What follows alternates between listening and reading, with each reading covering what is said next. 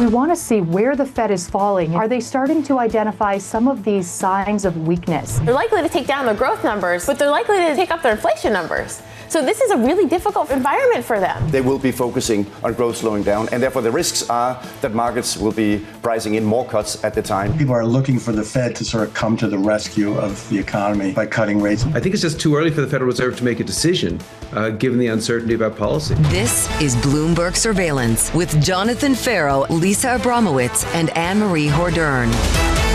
Live from New York City this morning. Good morning for our audience worldwide. Bloomberg Surveillance starts right now. Coming into Wednesday after snapping a two-day winning streak, equities a little softer, heading into the Fed decision later on this afternoon, following a ramp-up in market volatility. It's leaving investors laser-focused on Fed Chair Jay Powell's news conference and the committee's updated forecasts. Bank of America indicating, quote, the Powell put is not forthcoming. And those forecasts are likely to reflect stagflation, weaker growth, and higher inflation. That stance could leave this market between a rock and a hard place. Expect a lot of data dependent. Expect a lot of nothing. Expect a lot of not giving you any direction at all, which raises the question, who blinks first? Is it the Fed put or is it the Trump put? And right now, if you've got neither, what is the ballast to really stave off some of this concern that maybe the U.S. exceptionalism story just doesn't have it anymore? Chairman Powell, the first week in November, we don't guess, we don't speculate, and we don't assume. Back in November, there were no policies. Back in November, they didn't have to put out forecasts. This time around,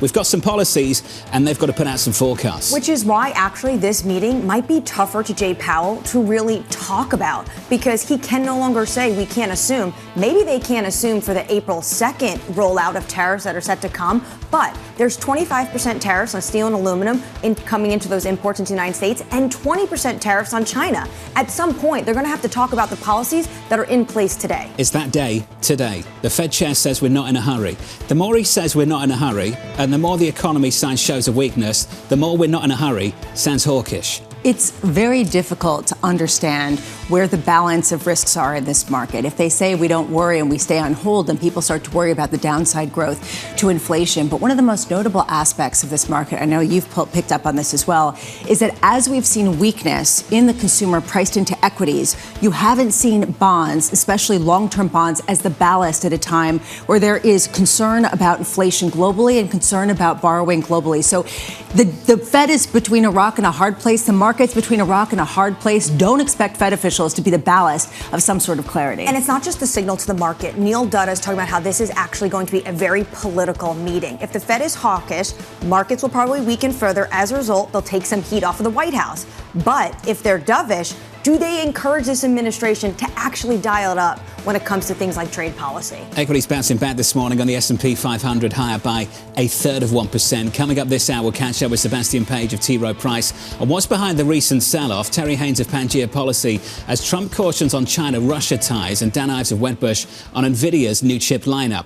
We begin this hour with stocks steady ahead of the Fed decision at 2 p.m. Eastern Time. Sebastien Page of T. Rowe Price writing, I expect a slowdown, but not a recession. President Trump was not bluffing on tariffs, and the administration has more tolerance than expected for equity sell-offs. Sebastien joins us now for more. Seb, good morning. Good to see you. Good morning. Likewise. Let's start with the Fed decision later on this afternoon. What are you looking for? I think Powell's going to have to acknowledge that unemployment is okay. You know, you have claims in the low 200s. The historical average for claims is 350. So that might end up sounding a little bit hawkish. Or as you were just saying, maybe just saying we're not in a rush might sound a little bit hawkish as well. That's the problem we face today in this market. Where do you find comfort? I want to go straight to it. Been thinking about you. In the bond market over the last few weeks, equities have dropped lower. Bond yields have just stuck, glued to 430 on a 10-year. The risk mitigation characteristics of the 10-year Treasury seem to have been reduced over the past 2 weeks. What gives? Inflation risk makes bonds less of a diversifier. And thank you for thinking about me. I'm thinking about you too. I watch you every day. But look, on bonds and on rates, we're having these debates in our asset allocation committee. But we're still underweight duration, long cash, and long credit because we don't expect a recession. Look, we were talking about running off the air, right? If you want to look at your watch while you're running, if you want to look at monthly inflation data, the last 4 months annualized to 4% inflation. On top of that, we're running massive deficits still. And then on top of that, once upon a time, tariffs were inflationary. So I think there's still room for yields to rise here. I don't want to interrupt the bromance. You guys can carry on, but I will say... I was very touched. I could tell, and I think it's wonderful. I do wonder about what the goal is of this meeting and the political aspect of the Federal Reserve. If they announce that they're going to pause quantitative tightening, at least until the debt ceiling issues are resolved, could that be almost an olive branch to this administration to say, look, we're working with you while also keeping rates where they are and not addressing the weakness in favor of maybe inflationary concerns? I'm curious how often the word uncertainty is going to be mentioned. And by the way, I remember when Surveillance had a drinking game about the word transitory. Yes. And last week on your show, I've never heard the word uncertainty mentioned so often. And it's a little bit of an unsatisfying word because it means we don't really have insights, right? And I think Powell's going to use that today, uncertainty. It is true historically that when uncertainty goes up, stock prices go down. I actually asked State Street to run some numbers for me because they have something called media stats, which is how often a word is mentioned in the media, and they can break it down by weeks. It's fascinating. They sent me this chart. The word uncertainty was mentioned in the media more often than at any time in their 10-year data sample last week. So I think that might be the theme of the Fed discussion today. Is just the uncertainty alone possibly undermining U.S. exceptionalism? And I say that at a time where you've been underweight U.S. equities and you had been going into the soft patch, and it sounds like you kind of remain so. Look, I think it's not just the tariff headlines. It's not just that. It's not the only reason why the markets are selling off. There are signs that growth is slowing, and maybe this will be part of the discussion today as well. And, we got into this with extreme valuations in the top 5% of the historical range. And then you do have uncertainty. But on growth, the consumer data is not good. The last two data points are not good. So there is more going on than the tariff headlines, hence this obsession with the word uncertainty. It's a muddled picture. Do you think then Jay Powell will lean into the uncertainty and the potential downside risk of growth or the potential upside shock of inflation because of tariffs? I think that's the line he needs to walk. That's the narrow path he needs to thread in his communications. And it's going to be a little bit of both. And I think we're still going to hear, like we hear very often nowadays, notions of data dependence. What did history teach Jay Powell? Because the Bank of America Fund Manager Survey yesterday said the last time participants were this worried about one single development, it was 5 years ago when their main concern was COVID. Do you think that's actually warranted? I don't think so. And look, we've been de-risking into this. We're close to neutral on stocks versus bonds. I think we've had a bit of a correction here. I'm not super bearish on risk assets for the next 6 to 12 months. I think it's a slowdown, not a recession. And we're not in panic mode whatsoever. And, if stocks go down 15, 20% from the peak, we'll look to be buying, not selling. And as you suggest, it goes beyond trade and trade headlines. GM on the month so far is down about 1%. If you thought this was all about trade and trade was leading this sell-off, then GM would be down and down aggressively. And that's not the case so far in March. Tesla is down 23%. Nvidia is down by close to 8%. Meta is down by close to 13%. Apple is down by 12% so far this month, and we're only halfway through. When you diagnose the sell-off for people, what gives? What's it about? Growth.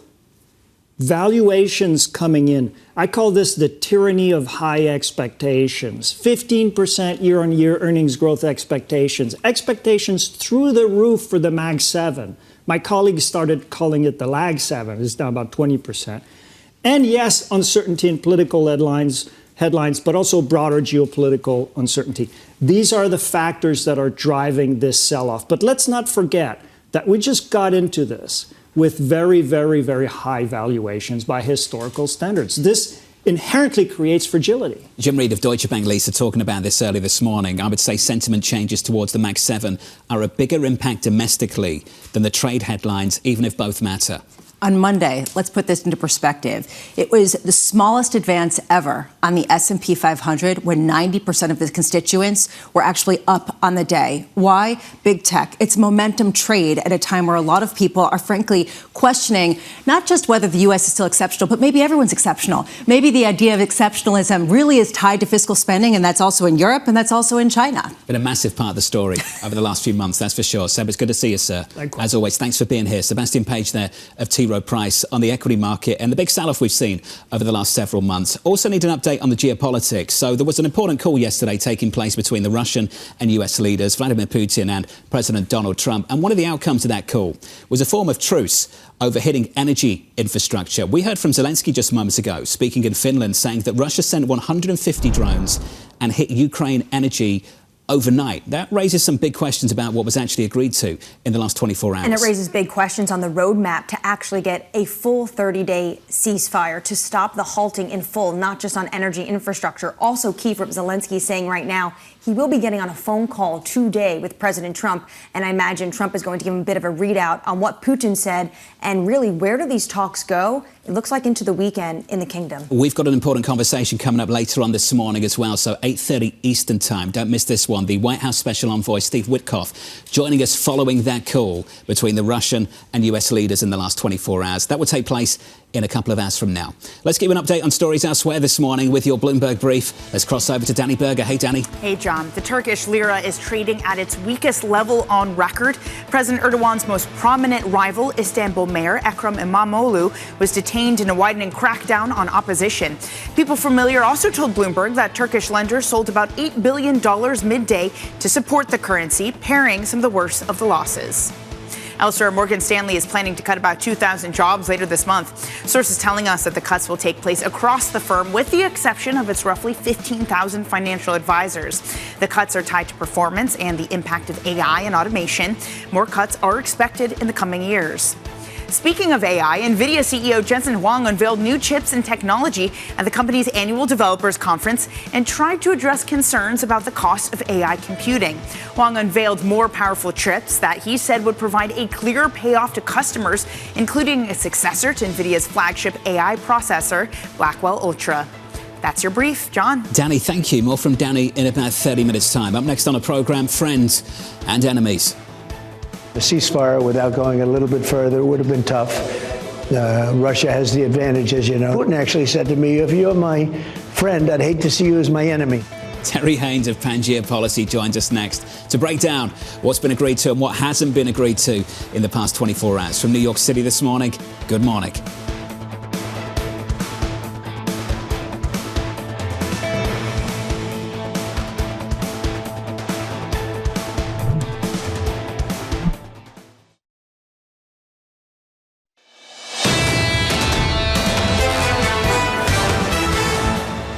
There is a growing list of banks cutting GDP forecasts on Wall Street. JPMorgan, Morgan Stanley, Goldman, Deutsche Bank in the last 24 hours. RBC looking for just 1.6% so far, looking out 12 months. Wolf Research doing exactly the same thing as well. Big revisions in the bond market, though. The 10-year just holds steady close to 430. That's where we are this morning, 428.49. Yields totally unchanged. Going into this Federal Reserve meeting a little bit later this afternoon. In the equity market, equity futures firmer up by 1/3% after snapping a 2-day winning streak in yesterday's session. Just a bit firmer going into Chairman Powell a little bit later on. Under surveillance this morning, friends and enemies. A ceasefire without going a little bit further would have been tough. Russia has the advantage, as you know. It could be if we end up in World War III over this, which is so ridiculous, but, you know, strange things happen. And I think we had a great call. Putin actually said to me, if you're my friend, I'd hate to see you as my enemy. So here's the latest this morning. President Donald Trump striking a deal with Russian President Vladimir Putin during a phone call just yesterday. The Russian leader agreeing to hold attacks on Ukraine's energy infrastructure, but falling short of a full 30-day truce. Bloomberg's Tyler Kendall joins us now for more. Tyler, go through the latest from what we've just heard from Zelensky, because it seems to contradict what was agreed in the past 24 hours. John, good morning. Real big questions this morning as we get this fresh reaction from the Ukrainian president, speaking moments ago, confirming that he will have a talk with Donald Trump later on today, but also confirming that there appears to have been Russian drone strikes on Ukrainian energy assets overnight, despite this agreement that we got yesterday that Russia would halt such attacks on Ukrainian energy infrastructure. Now, up to this point, President Trump, as you heard him there, had really been painting this as a step towards progress. It had been considered to be one of the first real tangible concessions that we've seen from Russia since the war started. But it remains to be seen if that part of this of these talks is really in place. And to be clear, those talks yesterday did fall way short of the U.S.'s stated objective, which was to get Russia on board with that 30-day ceasefire plan that administration officials have told us is critical to moving these talks forward. Now, we had gotten that announcement there would be this pause on energy infrastructure attacks. According to the White House readout, the next phase would be negotiating a maritime ceasefire on the Black Sea, followed by talks for a full ceasefire and then a permanent peace. We are expected those talks to happen in the Middle East, although we have yet to get a readout on a timing for that or who exactly will be involved. Of course, still big roadblocks here considering Zelensky's comments, but also importantly, the Kremlin's readout confirming that Bloomberg News reporting that Putin had made several demands of President Trump, including that he wants to see a halt of all Western weapon flows into the country. It remains to be seen if that is really something that this White House would get behind, considering, John, just last week it reversed its own halt on U.S. military intelligence and security assistance to Ukraine in order to get them on board with this 30-day peace plan. Tyler, that's really the recap of what went on with the call regarding a ceasefire in Ukraine. But what about normalization between these two countries and the bilateral ties between Moscow and Washington? Well, that is also something that was in that White House readout, that both leaders agreed that they want to see this strengthening in ties when it comes to Moscow and Washington. It's something that we know the Kremlin is particularly looking at when it seeks further access to Western financial markets, as an example, to counter against those sanctions that we keep seeing being that main force of deterrence that the U.S. and its allies have taken. Zelensky this morning and also last night saying that he wants to see our allies ramp up those sanctions in order to get Russia to the negotiating table in what he says would be a more serious way. Big questions moving forward here, but of course goes into this broader geopolitical tactic that this administration appears to be taking, trying to normalize those ties, potentially even to serve new reporting this morning as a potential counter to China, too. Tyler, appreciate the update. More from Tyler Kendall later on this morning. Tyler there from Washington, D.C. So just what are the objectives? President Donald Trump outlining plans to counter Russia and China. As a student of history, which I am, and I've watched it all, the first thing you learn is you don't want Russia and China to get together. It was always a natural enemy situation. They're probably friendly now, but we're going to be friendly with both. I think we're going to be friendly with both. We have a problem of trade where we have a very big imbalance with China. With Russia, we don't have that much trade, and they'd like to, and we'd like to also. Joining us now to build on this conversation, Terry Haines of Pangaea Policy. So, Terry, it raises the question, just what is the ultimate objective in play here? Well, I think the ultimate objective in Ukraine is to stop the war and in a way that allows Ukraine to continue to operate as a sovereign nation. That's going to be a very long slog. The president also talks about resetting the relationship with Russia as part of a pulling apart with China. I think he's got his work cut out for him. I think people underestimate just how much Russia is a client state of China, frankly. And beyond that, though, there's a lot of pressure points that are happening between the United States and China right now, and a lot of moves being made. And I always encourage people to see what the United States is doing with the Houthis in Yemen and the Red Sea, as well as the purchase by BlackRock of the Hutchison assets around the Panama Canal, both as part of those things. So there's a game being played that's much broader than the Ukraine matter, frankly. So, Terry, are you buying into this theory that what we see the Trump administration do is actually engineer reverse Kissinger? I think that's a little grand, frankly. As I say, I think it's difficult to achieve, first of all. But I think what they would like to do is certainly have a reset of relationships across the board. Yeah. But if it's not to draw a wedge between Moscow and Beijing, then what is the point of normalization with Russia? The idea, I think, is to really bring Russia back kind of in the European direction. Let's remember Russia has kind of a European face and an Asian face, if you will. And the idea, I think, is, I'm not sure what that it's even a goal, but the idea is to bring Russia back into the Western orbit, if not a Western alliance. How much is President Trump being tested in that desire to normalize relations with Russia at a time where we are hearing reports both from Ukraine and over in the Wall Street Journal overnight saying that Russia did attack energy infrastructure essentially in Ukraine after the ceasefire was agreed upon? What are you hearing about that? Well, that's exactly what this is, Lisa, a test. I'm not a fan of trying to be in the mind of these people, but what I can tell you from negotiations is that you've got to have a common ground in order to proceed. What Russia is demonstrating right now is that there isn't a common ground. It can of course right that ship and make it up going into the negotiations in Saudi Arabia. But if it doesn't, then both the president and the broader West are going to be faced with a choice. Pretty much say, what would the West do? What are you prepared to do? Are you prepared to up sanctions more? Are you prepared to deal on the Russian frozen assets?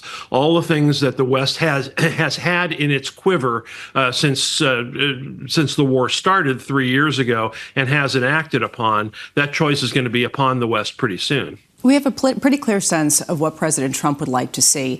It is peace between Ukraine and Russia and normalized relations eventually with the United States and Russia, or greater trade ties. The way that we get there is difficult, and that, I think, is really what's under discussion. Trump spoke to the Washington Examiner yesterday and revealed that he had been speaking with President Putin on several times over the past month. Do we have a sense of whether there's consensus in his cabinet over how to go about doing this and where to sort of push and where to pull?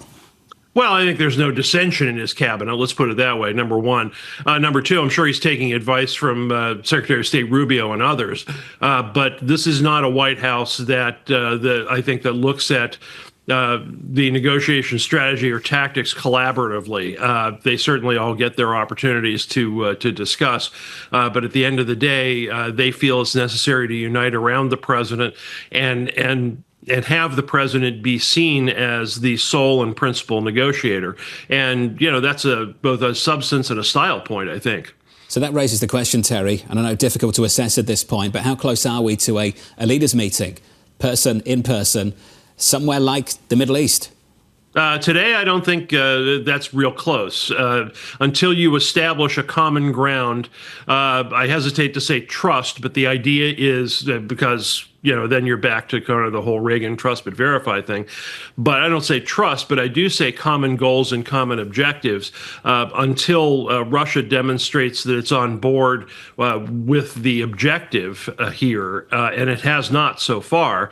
There's not going to be any hope for that. Hey, Terry, appreciate your time, as always. Terry Haines there of Pangaea Policy. I think we all want to see peace in Ukraine, that's for sure, and the president at the moment is making a big push for that.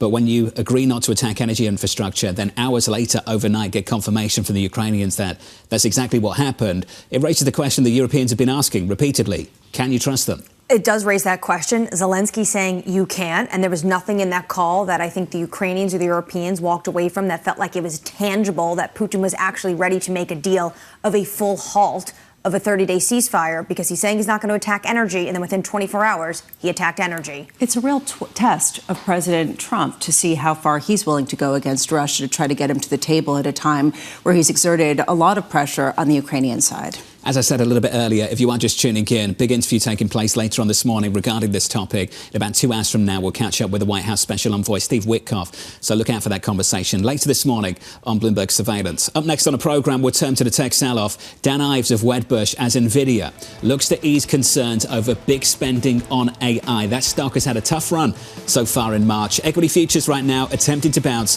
up 0.25% on this Fed decision day. Your bond market unchanged, 428.30 on 10s. Live from New York City, you're watching Bloomberg TV.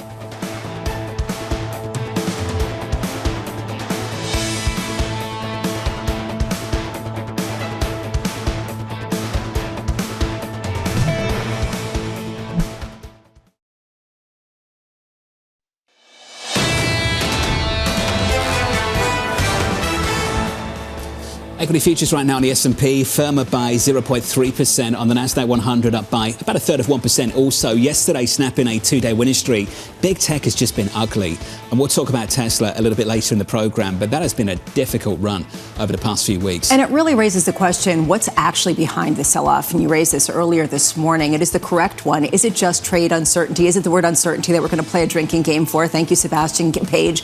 Or is it a move away from momentum stocks purely on the basis of valuation and concerns about where the put is going to come from? Well, Tesla got hit by everything from all sides in the last day or so. We'll catch up with Dan Ives in just a moment on this story. RBC cutting the price target. Tom Narayan coming on the program later on this morning. Also BYD. I don't think you can overstate developments coming out of China. Cutting-edge developments really starting to weigh on U.S. tech names. That actually might be an even bigger development, I would argue, than some of the uncertainty around sales and some of the uncertainty around full self-driving vehicle equipment. I just wonder how much Tesla has the upper hand as the key technological driver in autonomous vehicles and electronic vehicles at a time where BYD is coming out with a 5-minute charger, Unreal. Which really rivals pumping it up with gasoline. Lots more on that story still to come. I want to turn to the bond market just briefly. Just sit on a 10-year maturity and have a look about how it's traded over the past few days. Has hardly moved away from 430, 428.49. But I don't think it's a snooze. I think there's a load of tension running through this yield curve. Just imagine a tug of war, pulling yields down, risk aversion, growth concerns, pulling yields up. This supply story out of Germany and the inflation story around trade, a big piece of the puzzle. I would agree with you. I think this is fascinating at a time where you're seeing risk aversion and you're not getting the commensurate response in Treasury yields. I keep thinking about what Tom Becker of BlackRock said, the idea that exceptionalism is moving overseas. And if everyone is exceptional, that means bonds are not, because that means that everyone is borrowing to fund some sort of growth. At what point, let's say today, the Fed actually comes out and says, we're going to pause quantitative tightening until we have more clarity over the debt ceiling limit. Does that cause a rally in long-term treasuries? Does the market move at all? Is that really what's dictating the direction of the bond market? I think Secretary Besson implied that's something he'd like to see. So let's see if we get it later on this afternoon. It could be one of the moves. We did get a Nick Timmerow story out of the Wall Street Journal this morning about an hour ago indicating something of that nature, that they were discussing it. So watch the space. Want to watch. That decision drops at 2 p.m. Eastern time. Equity futures then, just a little bit firmer on the session. I want to finish on foreign exchange. Euro-dollar coming close to 110 in the last day or so. Euro-dollar backtracking now, 108.99, negative by 0.4%. We'll get to that later. On our radar this morning, investors are awaiting the Fed rate decision at 2 p.m. Eastern time, followed by Chairman Powell's news conference. The central bank expected to hold interest rates steady and update the economic outlook with its quarterly dot plot. I touched base with Andrew Hoddenhorst of Citi. He was catching up with Danny a little bit earlier on this morning. He thinks that median dot starts to show 3 cuts, not 2. The issue is around the rest of the forecast. Are they downgrading growth and upgrading an upward revision to the outlook for inflation? Is it stagflationary? That is what people are going to be looking for. And how accommodative can they feel that an initial rate cut could be if it comes with a lot more slowdown, a lot more weakness, and potentially higher inflation? Our drinking game, evidently, just to put the parameters out there, uncertainty and data dependency, and that essentially will be the reason why everyone will be a little woozy later this afternoon. And how scary was that University of Michigan survey ahead of this Fed meeting? One, it comes out 32-year high for inflation expectations. If you're sitting around the Fed, that's going to scare you as they're trying to fight inflation. They thought maybe this would be an opportunity this year that they could cut. And then on top of that, consumers pulling back, anxiety about policy, and even potential. They're so nervous about spending that they might lose their jobs as well. It scared them at the start of the hiking cycle. We'll see if it scares them a little bit later. Will they dare say the T word? Transitory. Absolutely Sebastien not. Page was with us earlier on this morning. He talked about the drinking game that used to get very drunk looking for the word transitory. Yeah. They're going to mention that word later regarding tariffs and inflation. That's been retired. Transitory will not be making an appearance. Do not wage your drinking game on that. Why are we encouraging drinking games? Don't drink water. Uncertainty and data dependency. Not promoting alcohol. Yeah. I think that, beverage. exactly. Just, sparkling water with a hint of lime, uncertainty and data dependency, and you'll be fully hydrated. It's a free world. TK suggested yesterday on the phone to me that he might be having something different, but we'll see. We'll see what well, then TK I'm definitely brings tuning in. a little bit later, 1:30 Eastern time for special coverage of the Federal Reserve and a whole lot more maybe. Let's turn to Europe. EU Commission President Ursula von der Leyen pushing to boost defence spending by hundreds of billions of euros, saying the European Union needs to be able to defend itself against Russia and its, quote, irreversible path towards a war economy. So she's going along with basically what we've been hearing out of Germany, that they need to set their own deterrence, and they're really being pushed by this White House to do so. The quote that caught me from Ursula von der Leyen today was this: if we invest these billions of euros in defense investment, we need a return on investment in Europe, AKA, is this a new European stimulus program they have when it comes to rebuilding their militaries? I'm really interested in the fact that the euro is lower today, is weaker today on all of this spending discussions. On one hand, you could say it's perhaps a bit of disappointment because the Ukraine-Russia situation doesn't seem to be any closer to being resolved. On the other hand, the practicalities of some of this spending start to come to the fore. How do they do it? Who's going to build it? Over 10 years? What happens in the meantime? Who protects them now? I mean, there's so many questions as they try to double down on a long-term existential question when they're facing some short-term, fundamental strategic shifts that they've got to grapple with. We'll see if this is a bit of a sound the news moment for the rally we've seen in both the single currency and for European equities more broadly. Yeah, we get another vote on Friday in Germany, and maybe that'll give a little bit more clarity about how much of a sell the news event this actually is. If you want some price action, I was thinking of TK earlier. Turkey loves the Turkish lira. You all know that. Turkish authorities detaining President Erdogan's main rival as part of a crackdown on opposition. The move triggering a sell-off in Turkish markets, with the lira falling to a record low. Dollar lira gapping out big time off the back of these headlines. You have this Istanbul mayor. This is seen as an individual as Erdogan's most prominent rival. What we saw yesterday is authorities revoke his university diploma, which basically means he would not be able to, a requirement to run for presidency. So this is very political, which is why this is a crisis of their own making when you look at the foreign exchange market. I would also say when you want a maritime truce in the Black Sea, given the geostrategic importance of Turkey and that choke point for global trade, who have a major role to play in implementing sanctions for Americans as well. I would say this is a big issue as well for this administration, who probably don't want that kind of instability at this point. Absolutely. And what we saw over the weekend is Erdogan's office put out a statement that they actually caught up with President Trump, that they want to make sure that they're getting access to some American military power and make sure they have that bilateral relationship. This is going to be challenging now because America is a democracy, and what they see here is what many critics will say is that Erdogan is going after his political rivals. It is the year of political volatility, that is for sure. I mentioned the volatility in the tech sector. Let's talk about it. NVIDIA failing to impress investors as CEO Jensen Huang lays out the future for AI at the company's annual developer conference. Huang announcing a new lineup of chips and partnerships with companies including Disney, Google and GM. Time for autonomous vehicles has arrived, and we're looking forward to building with GM AI in all three areas. AI for manufacturing, so they can revolutionize the way they manufacture. AI for enterprise, so they can revolutionize the way they work, design cars and simulate cars, and then also AI for in the car. Dan Ives of Wedbush writing, quote, NVIDIA's chips remain the new oil or gold in this world for the tech ecosystem, as there is only one chip in the world fueling this AI foundation, and it's NVIDIA. Dan joins us now for more. Dan, welcome to the programme. We need to talk about this name, then transition to Tesla later in the conversation. But let's start here on NVIDIA. Dan, this is failing to impress investors. What do you think the market signal is sending you? I think it's the wrong sort of take, because I think if you look at underlying demand, we've talked about it's 15-1, and we have a team that's there, and you're seeing demands accelerating. And I think when you look at laying out physical AI, Ruben, autonomous, robotics, this is essentially Jensen saying it's our world, everyone else paying rent when it comes to AI. And I just think this is a stock that's going to have a 2 in front of it over the next 9-12 months. And that continues to be the buying opportunity. I think the street is sort of misinterpreting what I believe is just so bullish in terms of the long-term outlook. Right now it has a 1 in front of it, and it's down by close to 8% for the month of March. And Dan, I think for many people out there, it still hasn't recovered from the DeepSeek revelation of the last 2 months or so. There seems to be some scarring here. What did the CEO do to counter some of those concerns in his address yesterday?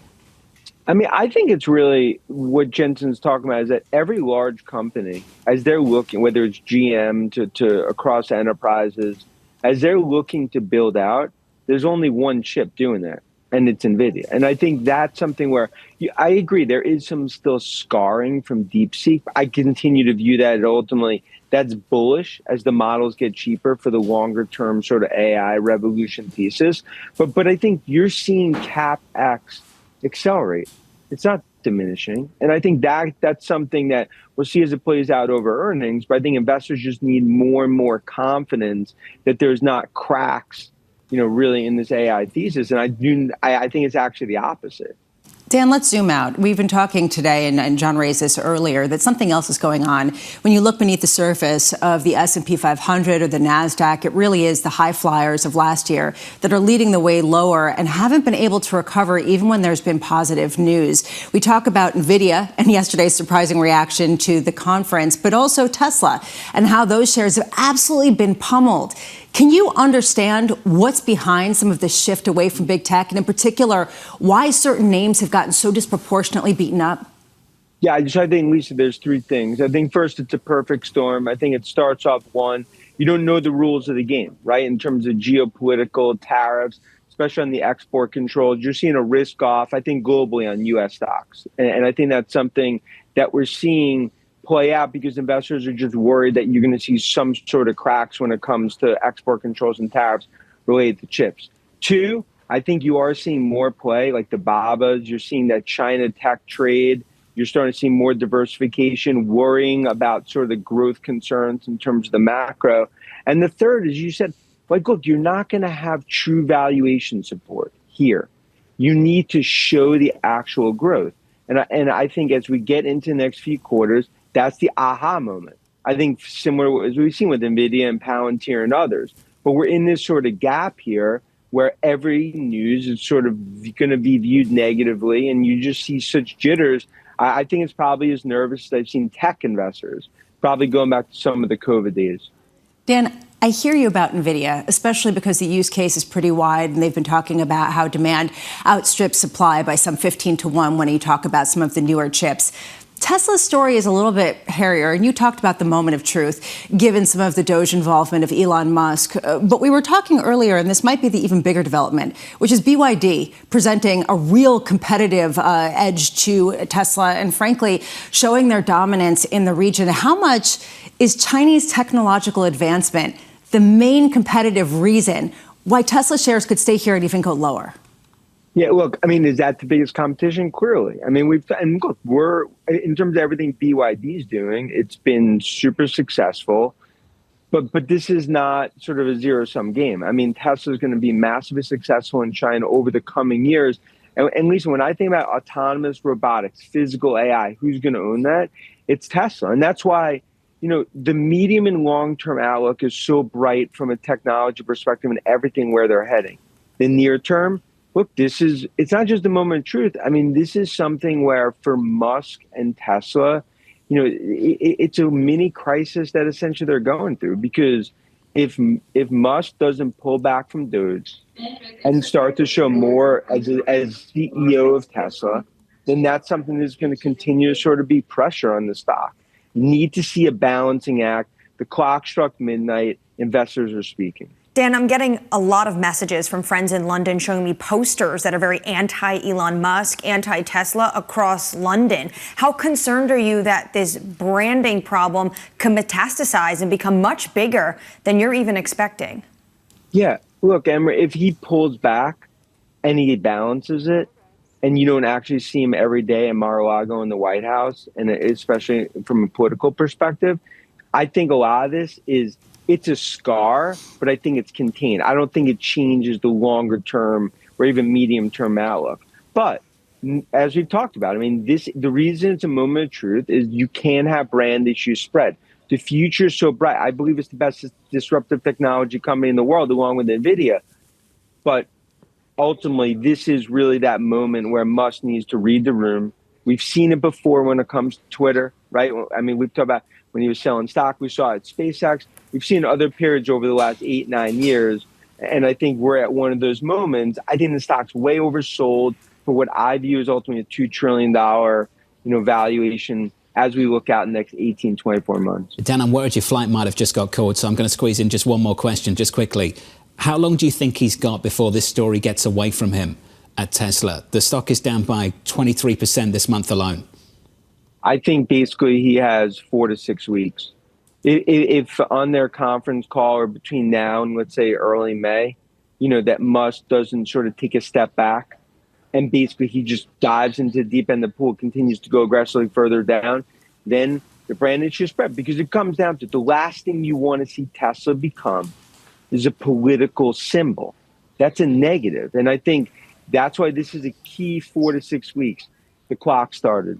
Hey, Dan, appreciate the update. Thanks for making time for us. Dan Ives there of Wedbush. That stock is bouncing this morning, up by a few percentage points, but that final assessment there, the key. And some people might say it's too late. It's already become just that. It already is a political symbol. You had a number of Tesla models on the South Lawn of the White House. President Trump doing what President Biden did, leaning into EVs. The Biden administration, though, was union-led GM. Trump administration is Tesla. And when you look at what's going on around the world, people equate Tesla and Elon Musk politically to MAGA and this administration. That stock is up by 3% in the pre-market. Let's get you an update on news elsewhere with your Bloomberg brief. Here's Danny Berger. Hey, Danny. Hey, John. Ukrainian President Vladimir Zelensky says that he'll speak to President Donald Trump today. Zelensky told reporters in Finland that Ukraine will not recognize occupied areas as Russian land. Speaking alongside Zelensky, Finland's president called for Europe to be involved in Ukrainian talks. And exclusive reporting from Annmarie. President Donald Trump hosted a senior UAE official for dinner at the White House as the Gulf nation pushes to ease access to U.S. technology by ramping up investments. Sources telling Bloomberg that the UAE's national security advisor spoke with Trump about increasing Emirati investment in the U.S. technology and energy. And the 2 NASA astronauts who were stuck in space for 9 months returned to Earth last night. Butch Wilmore and Suni Williams returned in a SpaceX capsule that splashed down off the coast of Florida around 6 p.m. ET. Roughly 2.4 million people tuned in to SpaceX's live stream to watch their return. And that's your brief, John. Hey, Danny, thank you. Appreciate it. Just want to pick up on that last story. Elon Musk is under a lot of pressure right now, but I think we all have to acknowledge this does not happen without Elon Musk and SpaceX. They rescued these astronauts that previously couldn't come back because of a NASA spacecraft that had malfunctions. So we're happy to have them home. Welcome home, and good luck with the rehabilitation. And congratulations to SpaceX. Just absolutely phenomenal. Up next on the program, waiting on Powell. They've been pretty clear that they're on hold here. It's mostly been a sentiment data concern. You can dismiss one survey, you can dismiss another survey, but as they all gradually grind higher, I think they do worry about kind of a de-anchoring of their commitment to 2%. Up next on the program, we'll catch up with Gennadiy Goldberg of TD Securities from New York City. This is Bloomberg.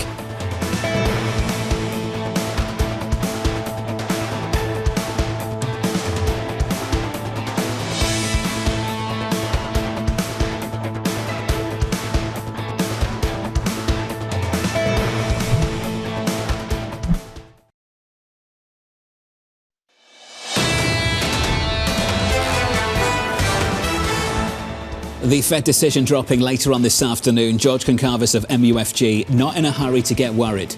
Does that make you worried? Equity futures right now in the S&P positive by 0.2%. Under surveillance this morning, we're all waiting on Chairman Powell.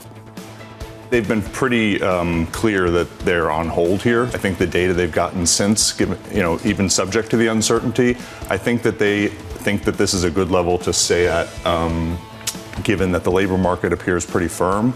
It's mostly been a sentiment data concern. The inflation expectations are shifting up. I think you can dismiss one survey, you can dismiss another survey, but as they all gradually grind higher, I think they do worry about kind of a de-anchoring of their commitment to 2%. So here's the latest this morning. Investors are awaiting the Fed's rate decision and economic projections as slowing growth and trade uncertainty weighs on markets. Gennadiy Goldberg of TD writes, market sentiment moved from euphoria to despair so fast it's given investors whiplash. While the data has become concerning, the economy is still doing okay and shows signs of moderating. Gennadiy joins us now for more. It's good to see you, sir. Thanks for being here. If he says exactly that today, is that hawkish? I think so. I mean, you were looking at that 10-year rate right around 430 and saying, look how stuck it is.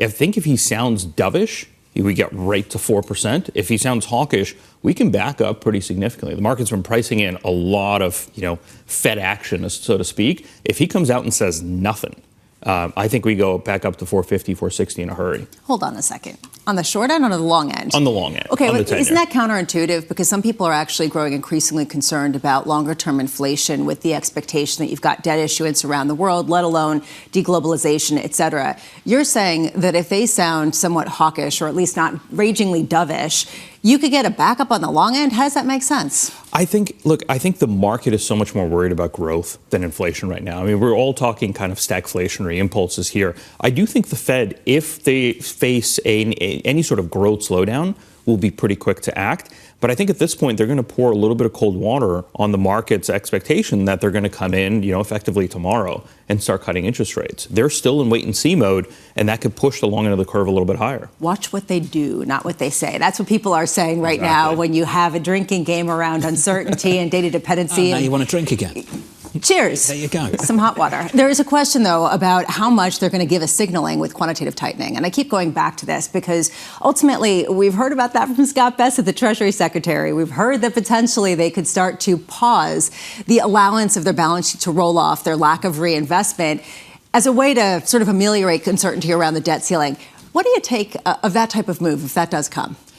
I think they'll try to sell it as, this is completely technical, don't read into this. I think part of the issue is the markets are going to have trouble divorcing that from, interest rate policy. The Fed has always said that's two different programs. Our view is they can still wait a little bit. So our view is they don't have to actually cut QT here. They can wait until the next meeting or the meeting after. We actually think QT is going to run all the way until September before they end, with a little bit of a risk, obviously, to them ending earlier. I think that discussion has already gotten the markets a little bit, optimistic, I would say. Scott Bessent would love to have QT end today because that's $300 billion less a year that the Treasury has to fund. I would say it's more likely than not that it still stays in place for now. They've got plenty of time until that August X date. I don't think they need to rush. They can do it in June. They can do it in July. Heck, they can even do it in September. The Treasury Secretary sat in your seat and said exactly the same thing, by the way. So he essentially alluded to that. Let's get to the forecast. Median dot shows 2 cuts. Does it show 3, 2, 1? What does it show at the end of today? I think the risk is that it goes to 3. I mean, we've actually got it still showing 2. I think that conversation around inflation versus growth is really what everyone's nervous about. And I wouldn't be surprised to see some of the dots actually move higher, not lower. So I think the expectation is the dots all shift universally lower because of the worry about growth. There's going to be some Fed officials who are worried about inflation, and there's a good chance the median actually stays around 2. Some shift lower, some shift higher, and we don't get a lot of movement. The biggest risk, I think, for markets today, and we're all trying to game this out, if you get a stagflationary outcome in the revisions to the forecast and a Federal Reserve that just looks dazed and confused, that helps nobody. Well, it helps nobody who wants a Fed put. But anyone who's looking for a Fed put, well, good luck. I feel like the bond market maybe has moved away from the idea of a Fed put a little bit. The stock market still held out hope and might be the one most susceptible to disappointment today. Do you think he's worried about what's developing in markets, or it's just not big enough? Not yet. I think they're watching it closely. I think, scope certainly matters. I think the timeline matters as well. I mean, if you have a 15 to 20% fall in risky assets over the course of a couple of weeks or a month, that's certainly concerning. If that happens over the couple of months or a quarter, that's something to keep an eye on.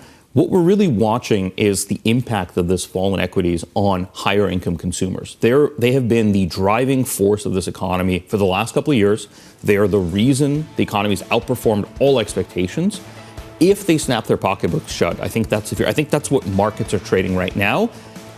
We've been taught before, don't bet against the American consumer. Not yet. I think there's a lot of nervousness, but the data is not there yet. That would be a major change. Gennadiy, appreciate your time as always. Gennadiy Goldberg there of TD. Up next on the program, Mohamed, El-Erian, and a whole lot more from New York City. This is Bloomberg.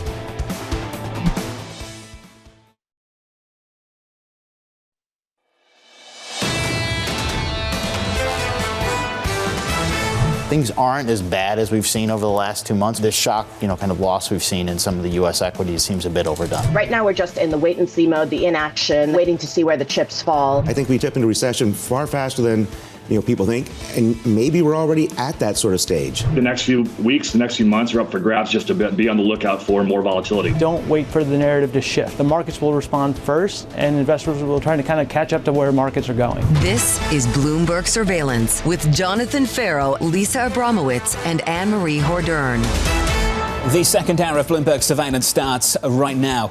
Let's check out the scores. Equity futures on the S&P 500 firmer by 0.2% on this Fed decision day. On the Nasdaq 100 up by a third in yesterday's session, snapping a 2-day winning streak. We bounced back just slightly, going into the big one a little bit later. Your day ahead looks like this. The main event 2 p.m. Eastern Time. It is a three-part act, a decision.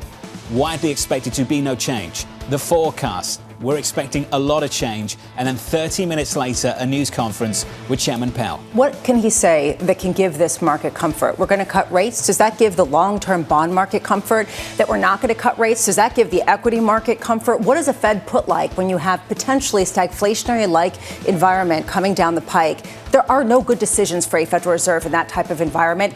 So it's difficult to know exactly how the market will take what we're going to hear, which is uncertainty and data dependency. They've got some new policies to respond to, some new policies to deal with, some new policies to build some forecasts around, some new policies to react to in a press conference later. They do. There are tariffs in place, additional tariffs given under Trump 2.0, 25% on steel and aluminum, 20% on Chinese imports. And then there's the uncertainty, as the word of the day, about what tariffs are coming down April 2nd. And not only that, Paul Donovan of UBS talks about it's not just the April 2nd tariffs themselves. It's the breadth and scale of those tariffs, the second round effects, the consumer reactions, and the retaliation. That's why it makes the Fed's decision today so much harder than they were dealing with tariffs in Trump 1.0. If you follow all these speeches from various committee officials on the FOMC, not in a hurry is something that comes up repeatedly. They are not in a hurry. What are they waiting for? A sign that the U.S. economy truly has slowed down. The bigger concern right now is if you get a recession, what's the valve for the Federal Reserve? You could get rate cuts that could be significant that might alleviate some of that pressure. If you get a slowdown, it becomes a very difficult moment for them. How do they respond to a slowdown in the economy that isn't a full contraction while inflation is still sticky or potentially even picking up? And because the U.S. economy is slowing down, it becomes that much more challenging to repay all of the debt at a time where inflation is still high. Stagflationary-like environment are very difficult for Federal Reserves. Markets aren't used to this. No one's holding their hand. The Federal Reserve right now is not in a hurry. And there have been real signs of a slowdown. They're not in a rush. Got it. The administration is not panicking. They're not concerned about the correction we've seen in equities. That's a new regime for a lot of people in this market. Where is the put going to come from? And a market without a put is a market that has been unconditioned for this type of environment for over the past 15 years, when it has been all driven by monetary and fiscal policy. You have to look to real growth. And right now, the signs are just really mixed. And when it comes to what this administration is looking at, they're just calling this right now a detox, a transition. They're really struggling to say we are on course potentially for a recession. But it puts them in a very difficult place, because what if Jay Powell talks about not cutting this year?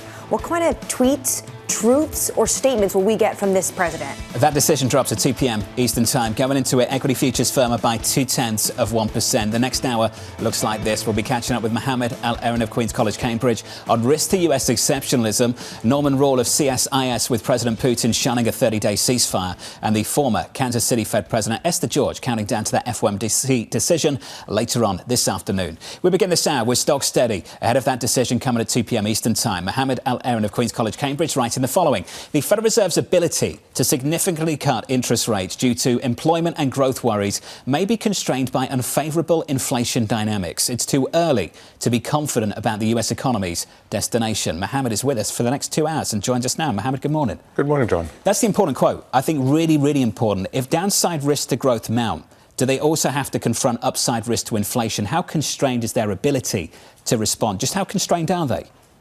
It is constrained. The Fed, like so many others, are navigating a regime change. And we're seeing it in fundamentals, we're seeing it in technicals, and we're seeing it in valuations. And for them, the regime change involves three things. Postpone rate cuts, and then communicate in a way that convinces people that you will have the possibility of rate cuts, not because inflation is coming down, the so-called good news cuts, but because growth is problematic, bad news cuts. And then the third one is do so without fueling inflation expectations, which already are pretty worrisome. So that is what they need to do. Today's a three-part act. The decision is expected to be a non-decision. A lot of people will go straight to the forecast. What will you look for in the forecast today? And do you see a real risk of seeing a stagflationary mix to the revisions from the forecast we saw back in December? So let me tell you what would worry me. The first thing that would worry me if suddenly they do what they did on inflation in the past, which is start changing the definitions. In the past, they've told us they really care about the survey data on inflation. If suddenly they say, we don't care about the survey data, we're going to the market-based data. So if you see the goalposts moving yet again on the data, you know that they are not confident as to what they do. That's the first thing. The second thing is they can no longer maintain that we don't speculate, we don't guess on policies. They have got to take a view.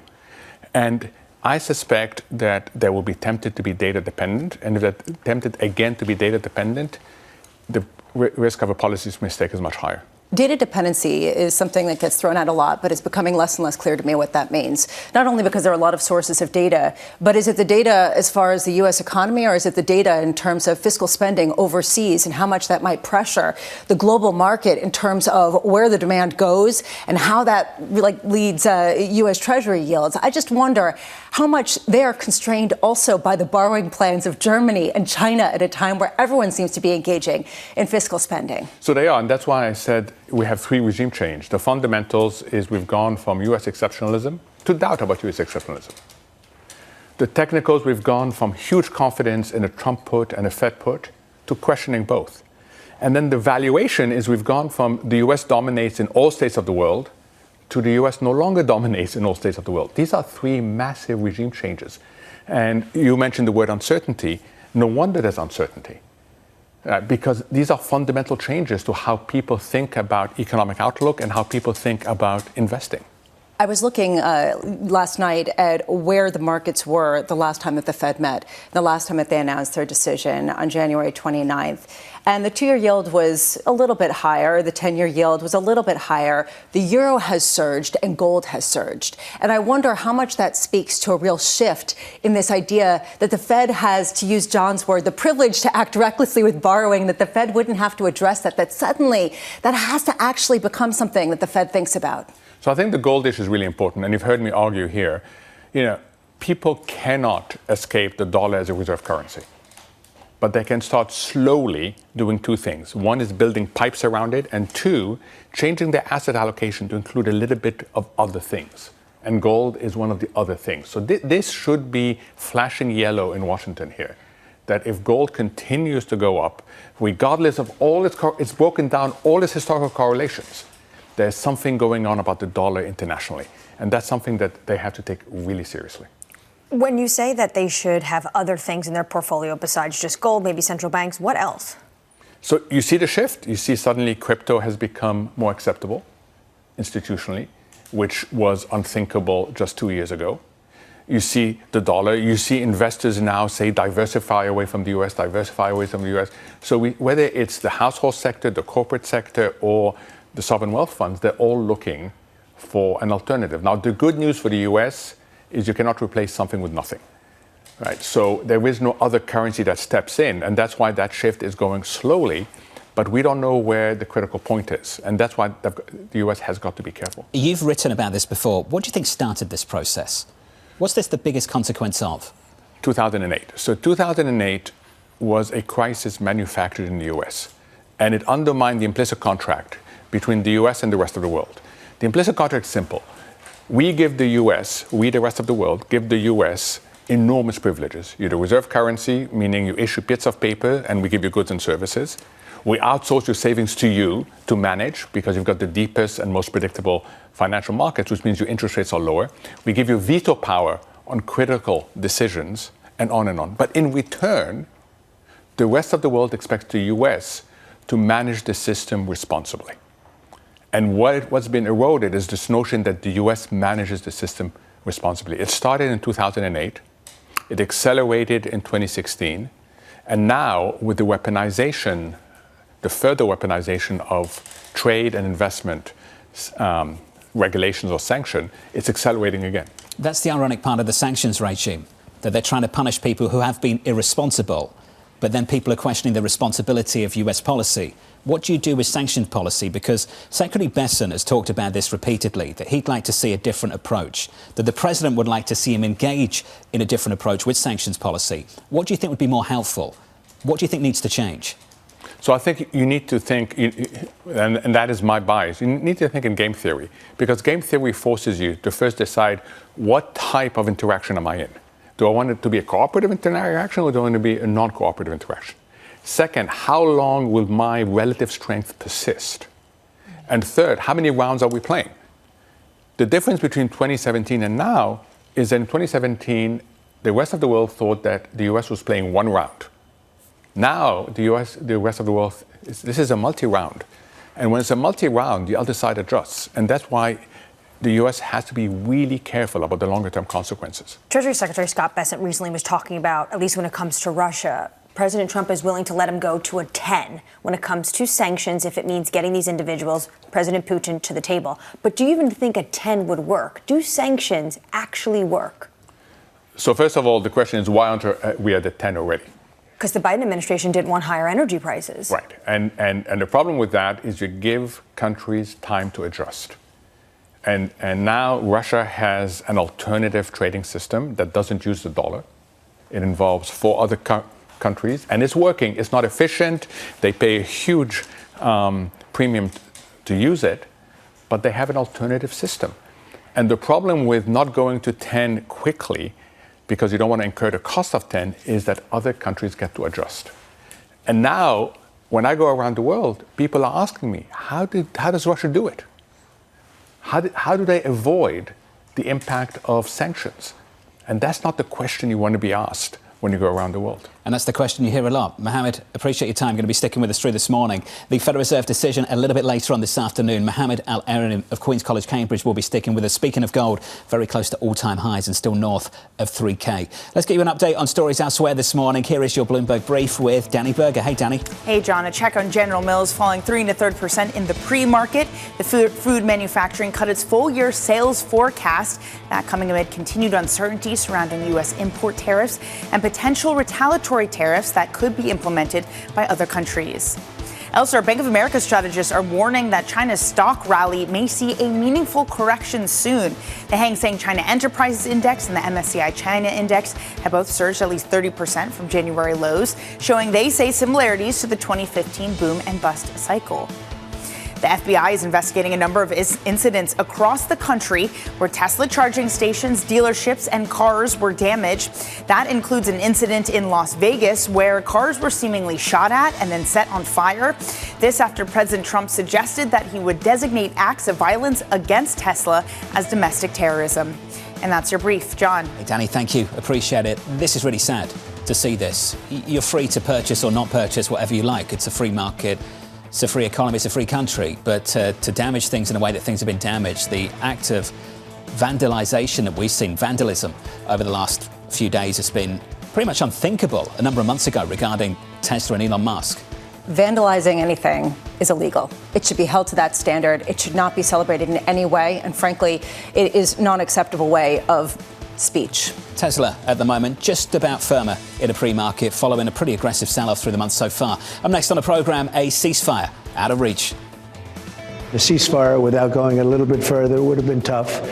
Russia has the advantage, as you know. Putin actually said to me, if you're my friend, I'd hate to see you as my enemy. Norman Roule of CSIS joins us next, live from New York City. This is Bloomberg.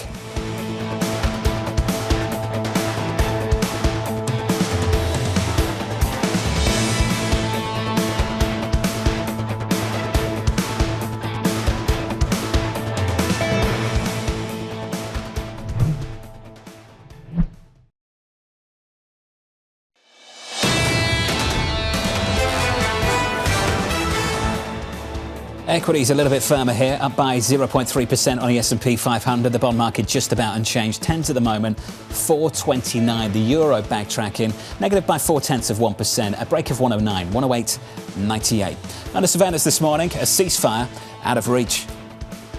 The ceasefire, without going a little bit further, would have been tough. Russia has the advantage, as you know. It could be if we end up in World War III over this, which is so ridiculous, but, you know, strange things happen. And I think we had a great call. Putin actually said to me, if you're my friend, I'd hate to see you as my enemy. So here's the latest this morning. President Trump and Russian President Vladimir Putin failing to reach a ceasefire deal in a 90-minute phone call. The Ukrainian President Zelensky saying he'll be speaking to Trump later on today. Bloomberg's Tyler Kendall joins us now from Washington for more. So Tyler, let's just take a step back. What's the state of play now after what we've heard from Zelensky, Putin and Trump in the last 24 hours? Well, John, Zelensky announcing this call new this morning and also saying that he will ask the U.S. and its allies to start to exert more pressure on Russia in order to get them to the negotiating table. For example, Zelensky has floated that he would like to see a tightening of sanctions, something that the U.S. really hasn't ruled out but comes on the heels, as you heard there, President Trump saying that this call was really a positive step. We also got a new headline this morning from the Kremlin that says that the U.S. agreed to, quote, gradual normalization of ties with Russia, something that we know Moscow has been looking towards. But there's still really some big questions here about what exactly was agreed upon in that call after Zelensky confirmed that it appears Russian drones had hit Ukrainian civilian and energy infrastructure overnight, which wasn't supposed to happen, according to really the only true tangible deliverable that we did get from that call yesterday. Now, what happens next here? Zelensky and Trump will hop on this phone call. We'll wait to see what that readout says. But at this moment, we are still expecting negotiations to move ahead as planned. We haven't heard otherwise. Special Envoy Steve Witkoff did confirm yesterday that those talks are expected to take place this Sunday in Jeddah as we wait for further details on what could be discussed. John, just quickly, I want to add that this morning Zelensky did say that he was hopeful that a peace deal could be reached later on this year, but he said that he needs to know what those firmer security guarantees will be. The Kremlin this morning saying that potential peacekeepers were not discussed between Vladimir Putin and Donald Trump. It remains to be seen those big questions about what the White House will commit to when it comes to that lasting peace and those firmer guarantees. Hey, Tyler, appreciate the update. Tyler Kendall down in Washington, D.C. with the latest. Let's extend the conversation now with the former senior U.S. intelligence official Norman Roule of CSIS. Norm, welcome back to the programme, sir. We were talking about objectives earlier on this morning. Do you think the push for peace in Ukraine runs parallel with a push to normalise U.S.-Russia relations, or are the two things separate? Good morning. I think what we've seen is a first step in each direction. And there are a few surprises in what we've seen from this first conversation. We've seen the beginning by the Russians to test the Trump administration. We've seen the Trump administration to test the Russians. And this will likely be a long series of talks. The Russians are going to try to seek sanctions relief. They're going to put forward maximalist demands regarding Ukraine. The Trump administration will start to pressure the Russians for efforts against Iran, to look for some cooperation on China, perhaps, or even North Korea. In the long term, we do need to have arms talks with the Russians on missiles, on space, even talks on the Arctic, on dealing with the military situation there. So there are reasons for negotiations and a relationship with Russia, but the Russians are going to play the long game here. Norman, when it comes to what was agreed yesterday, we're talking about ceasefire on Russia attacking energy infrastructure. But less than 24 hours that those statements went out from the Kremlin and the White House, we saw Russia hit energy and other infrastructure like a railroad station in Ukraine. Does now this give a little bit more credence to the Europeans who are telling the administration, be careful, you cannot trust President Putin? Well, Russia, like Iran, always negotiates on that which it has negotiated. And I think Russia would likely say when the agreement begins is up to question. But I'm not sure Russia ever agreed to stop firing on infrastructure. They did agree to cease fire on energy. They would like to see the Ukrainians cease similar issues because the Ukrainians have been quite successful in striking significant portions of Russia's energy infrastructure. This said, the Russians have broken a number of agreements in the past. I think the Trump administration will be reluctant to impose significant sanctions on Russia, but will do so if Russia compels this. And I think Russia doesn't want to see that to happen. So Russia's got a balancing act here. They want this relationship with the United States. They want to erode America's relations with Europe. They need to make sure that America isn't pushed in that direction. Norm, when it comes to the timeline, Tyler was just talking about how Steve Witkoff said yesterday that the negotiations will begin Sunday. When do you think we could see President Putin and President Trump actually sitting down together? No idea. And it's because each side will want to play such a meeting as a significant breakthrough in relations. Russia is already ensuring that its propaganda machine shows that any encounter with the United States is seen as a win for Russia, as a significant improvement in Russian-U.S. relations. And they hope that the world parrots this in repeating this dialogue. But for the United States, they've got to come from this meeting with something more than a temporary agreement on a small portion of a ceasefire. Norm, you said that Russia is testing Trump and Trump is testing Russia. How is Trump testing Russia? Well, President Trump has got to see if he can gain a genuine end to this conflict, or at least the beginning of a process that would move in that direction.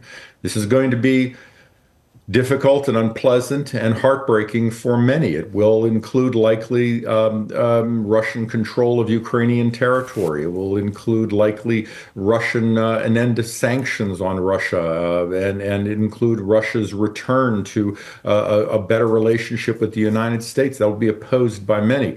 The president is going to look for some way for Russia to prove that that price is worth it. And we did see after the first talks in Riyadh, Russian Foreign Minister Lavrov go to Iran to press them on the nuclear program. Now, the Russians have very little influence over Iran, and the Iranians don't accept much Russian push in that regard. But it is an example of the United States pushing Russia in the direction of something that we seek them to do against our adversaries. Norman, expand this a bit. In the past, you've referred to Russia being a client state of China. How should the White House think about that, and to what extent is there scope for eroding the link between China and Russia right now? I'm not sure there's significant scope for that to happen. The relations are economic, as you know, Mohamed. The relations are deep. The political engagement that the U.S. would seek, perhaps at the United Nations, is superficial. The pressure regarding Iran by China and Russia is both really minimal.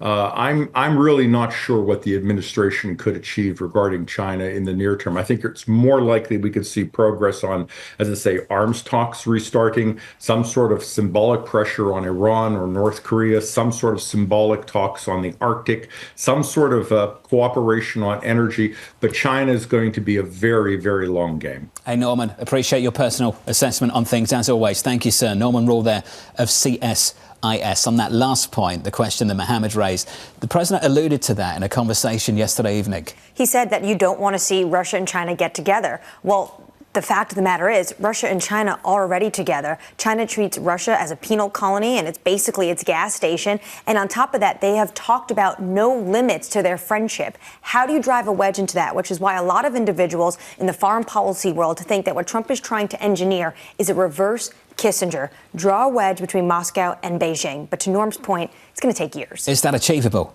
Just how difficult is that going to be? Especially if you have that economic independence. I'm just keying in on this idea that President Trump is testing Vladimir Putin. I want to understand exactly how. What are the nodes of that test? What are the asks? Because right now, I don't have a lot of clarity on that. We can ask that question to the White House Special Envoy later on this morning. About an hour from now, we'll be catching up with Steve Witkoff on this programme, live on Bloomberg Surveillance at 8:30 Eastern Time. Equity futures on the S&P firmer here by 0.3%. Up next on the programme, we'll talk about this stock market going into the Federal Reserve decision later on this afternoon. Phil Camporeale of JPMorgan Asset Management joins us next.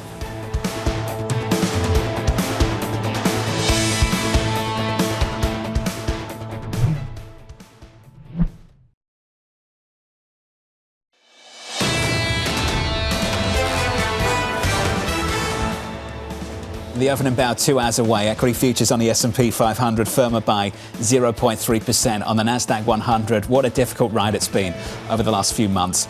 Looking at the Nasdaq this morning, up by 0.36%. With 2 hours until that cash open, let's get you some morning movers. Here's Yahara Hackers. Hey, Yahara. Hi, John. We start with Tesla getting a boost here in the pre-market, up more than 2.7%, putting it on track to snap a 2-day losing streak.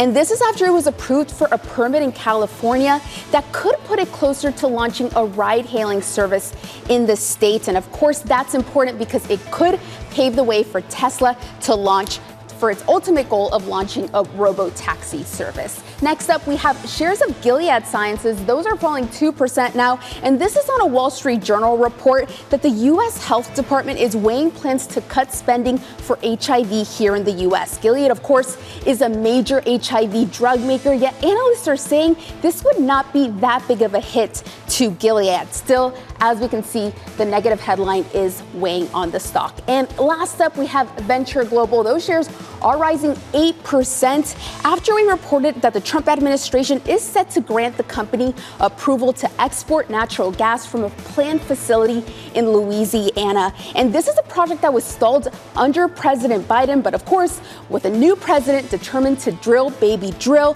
the approval would be Trump's biggest move on LNG yet. John. Yahara, thank you. Appreciate the update. More from Yahara a little bit later on this morning. On our radar this morning, some top stories for you. The Trump administration firing 2 Democratic FTC commissioners from the 5-person agency. The FTC chair, Andrew Ferguson, who was nominated by President Donald Trump, defending the decision. What you see the Trump administration do is basically embracing this legal theory that the Constitution gives the president unconditional authority when it comes to managing the executive branch. When the FTC and commissions like this are set up, though, they're set up in a bipartisan way. Now what you have at the commission is just 2 Republicans when it's supposed to be balanced. The issue becomes here. Paul Donovan running this in UBS this morning. If this is successful, this might become a president that could challenge the political independence of something he cares about, Jonathan, the Federal Reserve. It's what I thought of too. It's what a lot of people thought of. What does this mean for the Federal Reserve? Do you remember that news conference, Chairman Powell? No. Can't be fired? No. It's just so blunt, wasn't it? It was so blunt. Does that raise some fresh questions about whether that's true? Right now, it doesn't seem like that's up for grabs, given the fact that Scott Bessent has talked about how they have lunches together and that they seem to be working cordially together. There are these political questions. I was just wondering, do we have a clear sense of what that means for the antitrust view about what they're going to allow or not? I mean, honestly, let's just put aside the politics for a second. Does that leave us with a clear sense of what the FTC is going for in terms of what it's going to sign off on or not? My turn to say no. No. Because what we saw yesterday was great speculation about a deal not taking place because of the antitrust concerns of people coming from this party. We've seen it time and time again. So far in the 8 weeks of the Trump administration, there are synergies, and even Trump 1.0 when it comes to big tech. There are synergies when it comes to antitrust between Democrats and Republicans, especially the likes of former Senator J.D. Vance, who's now the vice president. Plenty to talk about in that regard. I want to get to this story, though. Morgan Stanley planning to cut 2,000 jobs later on this month. Sources telling us here at Bloomberg the plan was set in motion before recent market turmoil. This is Citi cuts payouts to hundreds of top executives tied to the bank's turnaround plans. 2 different stories. For Citigroup, it's the consequence of a $6 billion to $81 trillion fat figure, perhaps, that it limits some of the progress that they're making toward some of their compliance issues and concerns about regulators. For Morgan Stanley, there was one line that stood out to me that I thought was fascinating. A small portion reflect the impact of artificial intelligence and automation inside the firm, a proportion that's expected to increase over time. How much is that going to drive some of the efficiencies on the financial markets? That's going to feed anxiety about unemployment, not just on Wall Street, but beyond. And we've seen that anxiety, Mohamed, climb over the last few weeks. It was in the sentiment survey from you, Mitch, on Friday as well. You look at the headline numbers for the labour market in America, things look steady. You go to the surveys and things look weak. What's the difference between the two at the moment? Time. Just give it time. A lot of the survey data needs 3 to 6 months to be translated into the hard data. But this is consequential because the lower parts of the household income sector have been under pressure. But overall consumption, overall growth has been supported by the rest of the distribution. Now, if we can get income insecurity among the rest of the distribution, that has a potential demand effect. And that's exactly what we heard earlier this morning. This economy has been very resilient over the last several years in a way that a lot of people underestimated. And one of the reasons, not the only reason, but one of the reasons, high income consumers in America have kept on spending. They keep on spending. Will they stop? Especially if the wealth effect takes hold, where suddenly their valuations are falling. I would add, the other reason why consumer spending is held up is because people basically got checks from the government that they went out and could spend. And so you do wonder, as that gets pulled back, what that leaves behind in terms of scars that hadn't previously been addressed. We'll get more labour market data for you tomorrow morning. Jobless claims just a day away. Let's squeeze in tech. NVIDIA failing to impress at its annual developer conference, even with CEO Jensen Huang making several big announcements. The chip giant unveiling a successor to its Blackwell Ultra processor, a partnership with GM, and a whole lot more, and that stock was still weaker. The magic of the Godfather in a leather jacket of artificial intelligence seems to be waning, and the concern of that seems to be bleeding out beyond just the Godfather himself at NVIDIA shares, which fell after this announcement, which widely was thought to be a pretty positive one. It also is companies that mention NVIDIA. It used to be that was the secret sauce. You mentioned NVIDIA, your shares pop, and now it's not working. And even GM, where they talked about a partnership with them, it didn't allow those shares to rise at all, even though suddenly you have the promise of robo-taxis that once upon a time was a story that this market loved. And so this is the reason why you have to wonder what's behind this. Is it a true questioning of AI, or is it something just momentum driven that is market based? All of the above, but post DeepSeek, this company's been on the defense. And it's not on the offense like it was only a few months ago. That stock is down so far for the month of March. Most of the Mag 7 is down pretty hard through the month of March. Markets looking for the Fed's read on the economy, and markets too. Phil Camporeale of JPMorgan writing, we acknowledge the downside risk to growth, but are stopping short of recession. Tariff policy and uncertainty was a clear risk, but to go underway, I believe you would be ignoring the potential upside, the administration delivering pro-cyclical deregulation and fiscal policy. Phil joins us now for more. Phil, welcome to the programme. We have heard this so many times on this programme, that the strategic anchor for the bulls, when they take a step back and think about the overall policy mix, they believe it's pro-growth, pro-risk. Where does that faith come from? Yeah, John, you know I always love starting my morning with you guys, but I really, really like starting the morning when the multi-asset diversification story is working. I have to tell you. Like, this is unbelievable. Did you rehearse that last night? John, I've been working on that line the whole way in, John. So let's just break this down. Carry on. Don't let me spoil it. Let's just break this down for a second. So first off,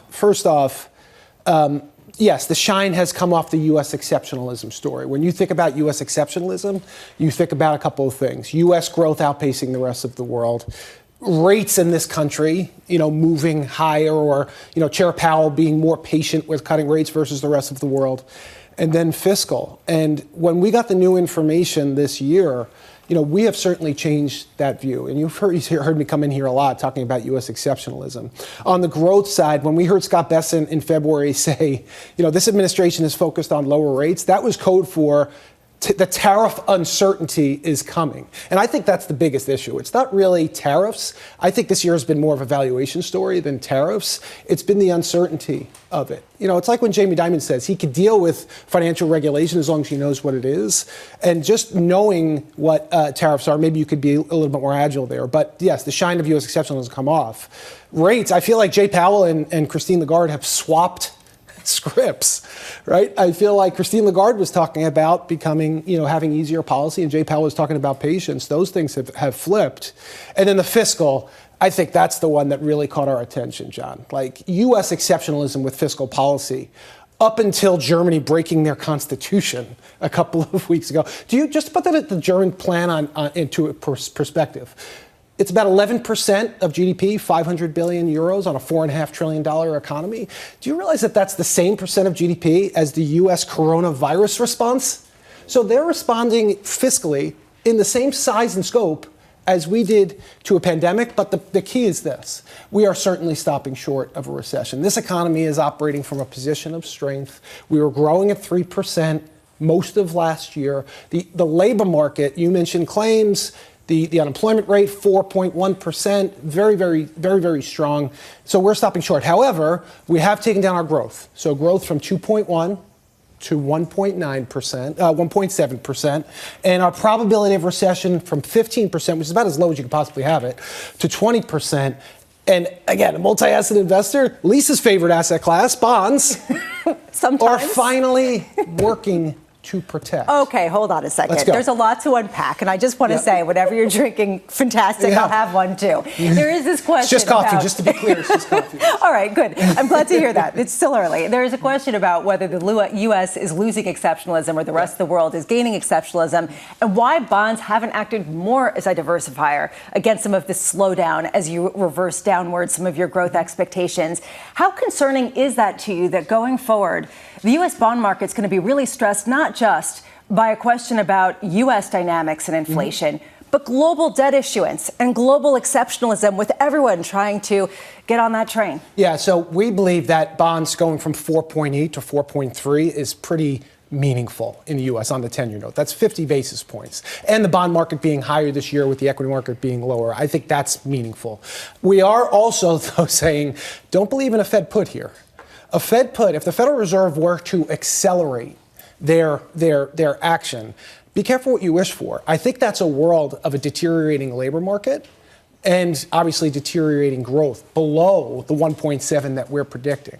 And that's when bonds would kick in. But 4.3 for us in a world of nominal growth, I said 1.7 on real growth and about 3% on inflation. That brings you to 4.7% nominal growth. 4.3 isn't particularly enticing for us, but the move from 4.8 to 4.3 is clearly a risk, is clearly offsetting the risk that inflation is not the problem anymore. It's growth. I'm impressed by your very high level of conviction. Yes. I just wondered whether it's matched by a high level of foundation. Yep. So let me ask a couple of questions. A revision from 2.1 to 1.9. 1.7, yep. Okay. Yep. At the beginning of the year is relatively small given all the things you cited about uncertainty. Yep. Second, the phrase, we will certainly stop short of recession. Certainly. That's a very strong statement. Yep. So 20% probability of recession. The lowest we could possibly get, Mohamed, is 15, just in terms of the law of averages. We do a business cycle indicator when we look at things like exuberance. And I think the consumer, again, we were talking about the consumer a couple of minutes ago, Mohamed, they're still paying 4% on their mortgage rate. The effective mortgage rate in this country is 4%. I think that's the biggest reason why we didn't go into recession in years like 2023, why there was no lagged effect of policy. And as long as the labor market continues to show strength, which I think we're seeing, and that debt service costs stay low, I think the consumer is okay. And also, we've reduced our allocation to equities. Like we didn't get to the positioning. We came into the year 10% overweight equities, all in the U.S. Now we're 4% overweight equities, so we cut it by over half, and we're focused much, much more on developed non-U.S. Our U.S. overweight is only 1% right now. Okay, and the other piece, Mohamed, is high yield credit. High yield credit is the no recession trade, and to have an asset class yielding between 7 and 7.5. versus the core bond part of our index yielding much lower than that in a no recession environment, I think is really critical. So certainly maybe a little bit too strong, right? There is a 20% probability of recession, but to make the leap of taking the shine off U.S. exceptionalism to go to recession, I think is premature. No, not going to recession is a certainly bit. I mean, my own probability is 25 to 30, so we're not far away, but I wouldn't say certainly. Right. But what do you do with the survey data? Do you simply dismiss the survey data? Do you say it's a hiccup? How do you treat the survey data? Because the survey data is pretty worrisome. Yeah, so soft data versus the hard data, I think, is what you're getting at. And the Michigan confidence number on Friday was awful, right? Not only with the confidence number, but also the inflation expectations. It's almost like they crossed the bridge in Detroit into Canada and started asking people about the Michigan confidence. It could have been. It could have been. So I think there's a fair amount, and we think there's a fair amount of partisanship when it comes to that particular survey data. The retail sales number that we saw this week, I think, offset some of the soft data. So we're not dismissing, Mohamed. I don't want to give you that impression. We're not being Pollyannish about the risk. But the hard data continues to show an economy that may be growing slightly below trend. And the lag between soft and hard is typically 3 to 6 months. And we'll see if it plays out in the numbers. But again, we've cut our equity risk because of these risks. And again, it's not really tariffs that are the problem. It was the valuation problem. Why the heck would you pay 28 times earnings on the top 10 stocks in the U.S. when you can get 13 times on everything else when that U.S. exceptionalism shine is coming down? And that's the way we've shifted the portfolio model. You mentioned Germany, and I'm pleased we can finish on that subject. Germany seems to be the game changer for a number of reasons, including the multiple argument you just made regarding European equities. Lisa mentioned the bond market. Does it change the fixed income story in any way, shape or form? One thing we've explored repeatedly on this programme that I don't think enough people are talking about. When we have downdrafts in this equity market, this bond market stopped responding. Mm-hmm. And it looks like, perhaps for some people, they're reassessing the risk mitigation characteristics of treasuries because of the additional supply coming out of Germany. We've had a regime shift in German fiscal policy. And for a long time, the German debt market was the anchor around the global bond market. It was dragging treasury yields lower. Is the opposite starting to occur?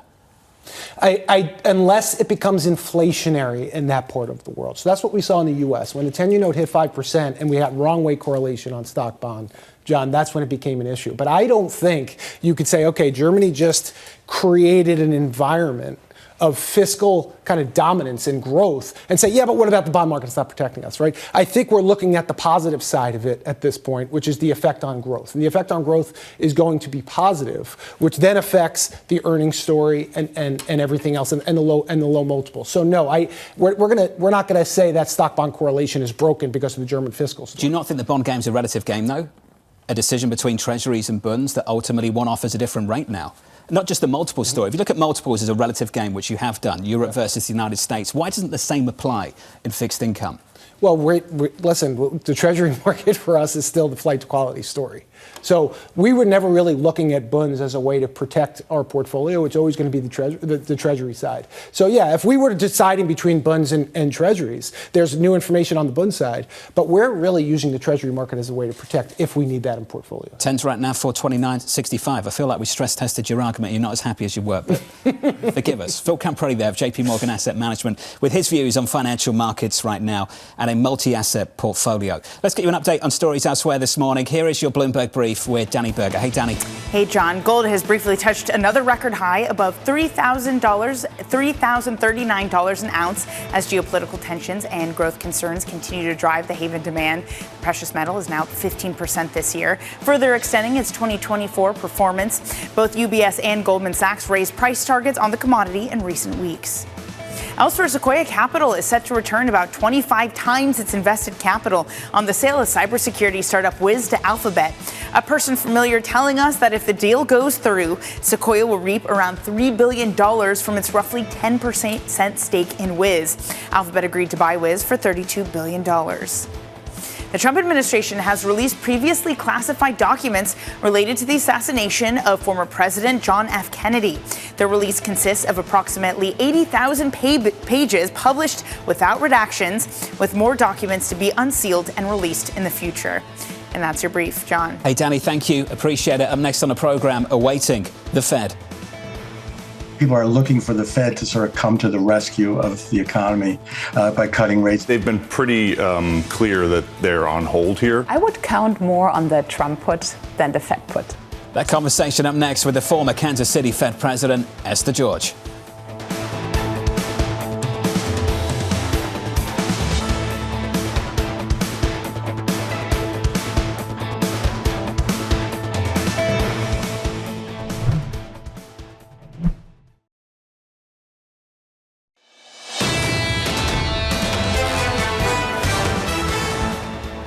No drama this morning. Equities firmer by 1/3% in the bond market. Yields just a little bit higher by a single basis point. Still in and around 430. Under surveillance this morning, awaiting the Fed.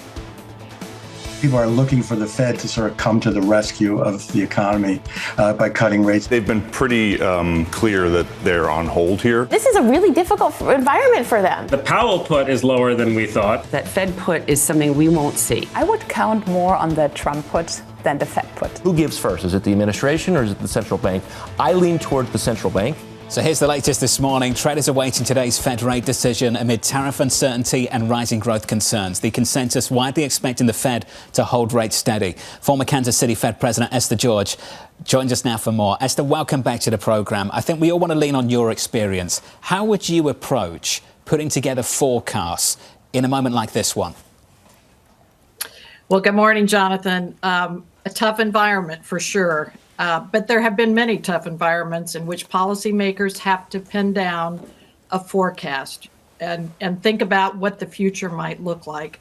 I think in this environment, there's so many cross currents right now that I think the tendency, and I would probably have been one of those, is to stick with what you saw in the data coming in at the end of the year and keeping this wait and see mode.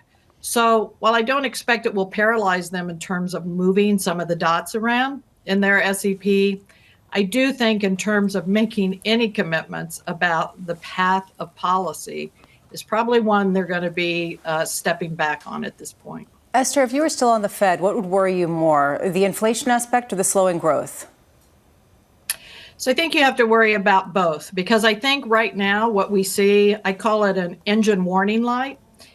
You don't know if it's actually something that's about to cause the car to stop or whether it is just a malfunction here. And so I think that kind of uncertainty really continues to put my own focus would be on inflation right now.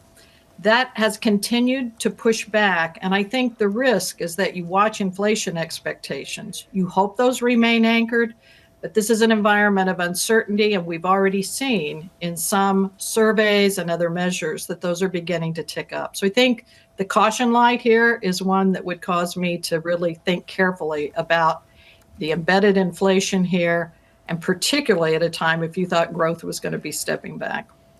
Esther, if I can push you a bit further on this, there's a big debate right now, as you know, as to how quickly and to what extent will the softness and the higher inflation expectation in the soft data translate into the hard data. Because it's been pretty striking what has happened both to growth expectations and inflation expectations. What's your view on this? How much information content is there from these surveys? So for me, Mohamed, it take a lot of signal from what I see in survey measures. And again, the timing of when that might play out to your hard data is exactly the challenge that policymakers face.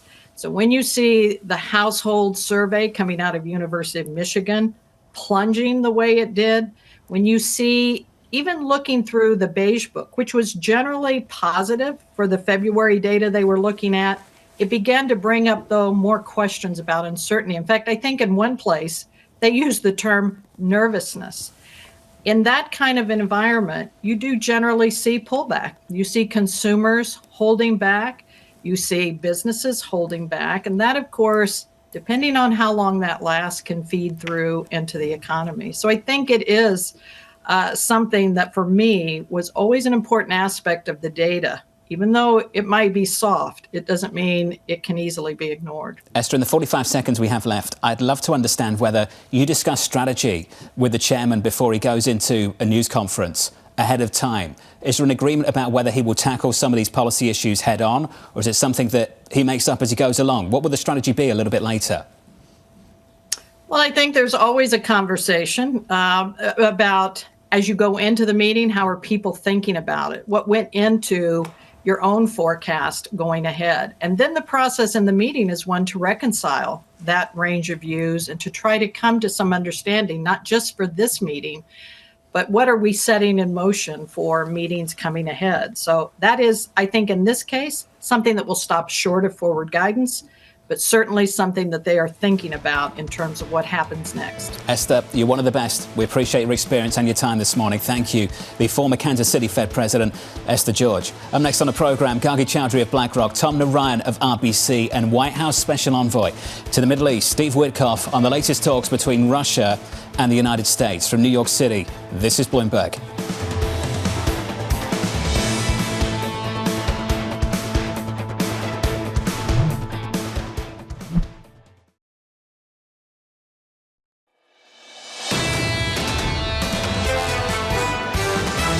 We want to see where the Fed is falling. Are they starting to identify some of these signs of weakness? They're likely to take down their growth numbers, but they're likely to take up their inflation numbers. So this is a really difficult environment for them. They will be focusing on growth slowing down, and therefore the risks are that markets will be pricing in more cuts at the time. People are looking for the Fed to sort of come to the rescue of the economy by cutting rates. I think it's just too early for the Federal Reserve to make a decision, given the uncertainty about policy. This is Bloomberg Surveillance with Jonathan Ferro, Lisa Abramowicz, and Annmarie Hordern. The third hour of Bloomberg Surveillance starts right now with your equity market looking like this. Equity futures firmer by a third of 1%. The opening bound 90 minutes away and a Federal Reserve decision just around the corner. That decision drops at 2 p.m. Eastern Time. It's followed by a news conference with Chairman Powell, and a lot of weight is going to be put on those forecasts on that 30 minutes in between. Where is the emphasis being placed? Is it on slowing growth, or is it on higher inflation? How do they do both when this is the most difficult situation for a central bank to find itself in? And how can they remain out of the fray? I mean, this really ultimately becomes the thing. This is not a central bank that wants to dominate a conversation that's undominatable other than one person. So how do they sort of remain on the sidelines when everyone is highly anticipating their words? We don't guess. We don't speculate. We don't assume. You don't have to anymore. You've got the policy. They have the policy. They have 25% on aluminum steel tariffs. They also have 20% on Chinese imports. The issue is, of course, there is this uncertainty of what do we get on April 2nd. And this is why it's so different for the Fed dealing with Trump 2.0 than 1.0. 1.0, 2019, tariffs, inflation was what, 1.8%? It wasn't a concern if there was going to be a price shock when it comes to inflation, and the Fed was able to, with ease, cut rates. It's different this time around. Mohamed said it earlier in the program. This is the meeting. They've got to take a view. Yeah, what are they going to say? We're waiting for April 2nd? I mean, so we'll get more. Everyone's waiting for April 2nd. We'll get the bazooka, and then we'll understand exactly how we're going to proceed from there. They have to address the sort of elephant in the room that all of the Wall Street firms are addressing, which is growth is going down from initial projections. That is what everyone seems to be saying. And inflation is ticking up. They have to give a sense of which data they're looking at. Data dependency itself no longer has the same kind of credence as which data takes on the most importance. We've seen a big cut to growth on Wall Street from JPMorgan, Morgan Stanley, Goldman, Deutsche Bank, RBC, Wolf Research. The list goes on and on. Mohamed, when they get together and put together these forecasts, do you assume that growth forecast is going to drop and by a fair bit? I do. I think the question is, does it drop below 2% or not? That's for me the main issue. The street quickly seems to be around 1.5. And then if you get that, do they then have to raise their forecast for inflation? And that's the mix. I think that's the really ugly mix to go into this news conference with. A news conference where you've just put out forecasts and you've downgraded growth and had to upgrade inflation. As an investor, you have to step back and wonder, what does that mean? If you have growth that is falling, that is decelerating, at the same time that you've got inflation that is sticky and inflected upward, what does that mean about repayment of debts? What does that mean about the fiscal trajectory of a country that is trying to grapple with that right now on a pretty massive scale? And that's when you're forced into the really difficult question, which is the longer term. Is this a Thatcher-Reagan moment where you rewire the economy in a certain way and you emerge from that stronger with your debt dynamics under control, with fairer trading relationships? That's option A. Option B is this is more like a Carter moment where your policy decisions lead to stagflation, and that stagflation persists. I say this because I put it to a room on Monday of people I really respect. And someone said it's an 80-20, and someone else said it's 20-80. And that question is really critical if you're going to answer the longer term issues that are so important for the market. I think we all hope it's option A and not option B. Equities right now on the S&P positive by 0.2% on the S&P 500. Coming up this hour, Gargi Chaudhuri of BlackRock as stocks look to rebound from a tech-fueled slide. Tom Narayan of RBC on his cut to Tesla's price target, and the White House special envoy Steve Witkoff on what's next for talks with Russia. That conversation about 25 minutes away. We begin this hour with stocks steady as traders await the FOMC rate decision. Gargi Chaudhuri of BlackRock weighing in on the market volatility, writing this: there is no single smoking gun, but rather we look to a mosaic of data and sentiment indicators that have all contributed to the pullback in risk. Gargi joins us now for more. Gargi, good morning. It's good to see you. Good morning. Great to be here. I'm pleased you've said that, because a lot of days we get this downdraft in equities and a lot of people just say trade uncertainty, policy, volatility. And then we see names that aren't really associated with that story down aggressively, maybe much more so than the GMs of this world. What do you think explains the fuller picture? Yeah, absolutely. So a couple of things. First of all, thank you for having me. I would characterize it as 4 different things that have been driving the markets over the last couple of weeks. So the first is, as we were discussing earlier, there has been a significant expectation of slowdown of growth for Q1 and the entirety of the year. And that's coming from, which brings me to the second point, that's coming from consumption or expectations of consumers slowing down. For the longest time, that has been the linchpin of the economy. If you're actually going to see consumers slowing down, and we've seen that in the soft data so far, we haven't necessarily seen it in some of the harder data. But if that comes about, I think that's going to be a real concern. We've heard that from corporate commentaries. We're talking about Delta and Airlines. We've seen that from Kohl's. We saw it a couple of weeks ago from Walmart and Target. That's another thing. I'll also say, of course, there's policy uncertainty. That has been there all along. But now, alongside the policy uncertainty and the questions about tariffs and immigration, there's now that very real slowing down that you're seeing. Finally, I'll say that we have to give a nod a little bit to some of the valuations that we already had coming into this year. We all admitted and we knew that valuations in the U.S. market were a little stretched. So you're seeing that pullback happen. So it's a bunch of things that are coming together. Are we trying to create a narrative for just a momentum play? And I keep saying this because the tech trade has been the one that's gotten the most beaten up. And it comes at a time where suddenly people are questioning whether maybe their money will be better treated in other places. So you're seeing those flows rapidly shift. How much is that ultimately what's underpinning this? And it's sort of exemplified by the biggest losers. I think that's a part of the story. There's obviously, last week on Thursday when we had those big moves and we entered into correction territory, a lot of finger pointing did happen towards what was the positioning, what were some of the hedge fund most shorted names, what were they doing, all of that. And surely that plays a role, yes. But if that was happening in vacuum without the macro picture decelerating, if that was happening in vacuum, it wouldn't have been 10%. It wouldn't have lasted. It wouldn't have been yesterday. So I think it's a combination. That was my point earlier that, Jonathan, that you read out. It's a lot of things coming together while at the same time, China and Europe are going the other way in terms of fiscal expansion. I think this is a great opportunity for investors to recognize, especially U.S. investors, to recognize the need for adding hedges and the need for diversification. To the extent you haven't had non-U.S. in your portfolio, to the extent you haven't had inflation-linked bonds in your portfolio, to the extent you haven't had anything other than tech in your portfolio, we think this is a good time to think about adding those hedges. So let me ask you on the non-U.S.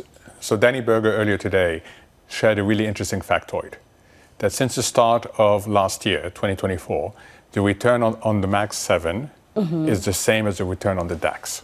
Yeah. Going forward, what do you think that relationship looks like?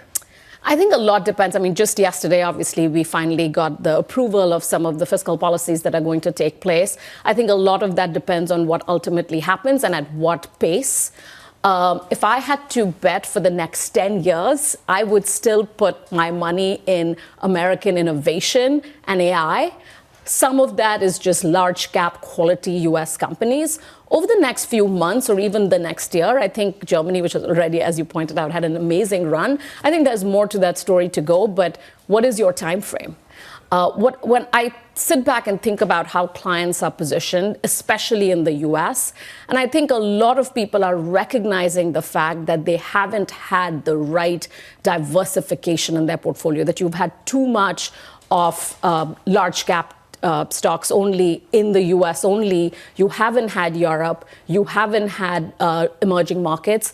And I think this is a time when investors, they should always be diversified, but certainly in the near term, if the growth is coming from elsewhere, you want to be thinking about ways to add that. So a recent investor survey showed the biggest ever outflow from US equities and showed the biggest ever outflow from the US to the rest of the world. Yeah. Some people view this as signaling the end of the really nasty technicals, and that now we can look to at least neutral technicals. Do you buy that? I mean, yes, I follow the survey. It's a good one to follow if you're a market participant. I also look at how many people fill out the survey. We do our own, and we just had a client call with over 2,000 people that answered similar poll questions. And what they talked about was actually looking for an opportunity to buy a pullback in U.S. risks. So I don't know if that survey by itself is the end-all and be-all in terms of technicals. I think this is an opportunity to educate. Honestly, this is our opportunity to go out and tell investors that there are other options. There used to be just one. There was no alternative. We all know that acronym. Now there are other options. Those options come in gold as diversifiers, in shorter dated tips. It comes in the minimum volatility parts of the U.S. market. And yes, it comes in Europe and non-US. Price is doing the educating right now, isn't it, over the last few months? I love that idea that essentially if you want to talk about why Europe might make sense, now is your moment to go talk to people. It's easier to talk about now. We had people coming on the programme for so many years saying the same thing and nothing happened. Exactly. So now they can come out and say, look, there is hope there. I do wonder at what point we get a structural shift, and just to Mohamed's point earlier about this idea that are we looking at a long-term shift in flows and potential, and how do you price that in? And it seems like investors are not really suggesting that just yet. Gargi, appreciate your time. It's always good to see you. Thanks for dropping by. Gargi Chaudhuri there of BlackRock. Equity futures on the S&P just about firmer by 0.25% with an update on stories elsewhere. With your Bloomberg brief is Danny Berger. Hey, Danny. Hey, John. U.S. Supreme Court Chief Justice John Roberts says impeaching federal judges is not an appropriate response to a disagreement with their rulings. President Trump had called for the removal of a judge who tried to pause the deportation of hundreds of alleged Venezuelan gang members. In banking, Citigroup has cut bonuses for hundreds of top executives in the final round of a 3-year special program. The program had tied their compensation to the bank's progress on risk and regulatory matters. The transformation bonus program paid out 68% of the target for 2024 to about 250 senior employees. That compares with 80% from a year ago. Purdue Pharma has filed for a new Chapter 11 plan with a U.S. bankruptcy court. It pledged to give creditors more than $7.4 billion in cash to compensate opioid crisis victims. A new public benefit company will be created after Purdue is dissolved and its assets transferred. A court hearing to approve the disclosure statement is expected in May. And that's your Bloomberg brief, John. Hey, Danny, thank you. Appreciate it. Up next on the program, the Morning Calls Plus, Tom Narayan of RBC on his cut to Tesla's price target. Tesla having a difficult time of it. Tom Narayan joins us next from New York. This is Bloomberg.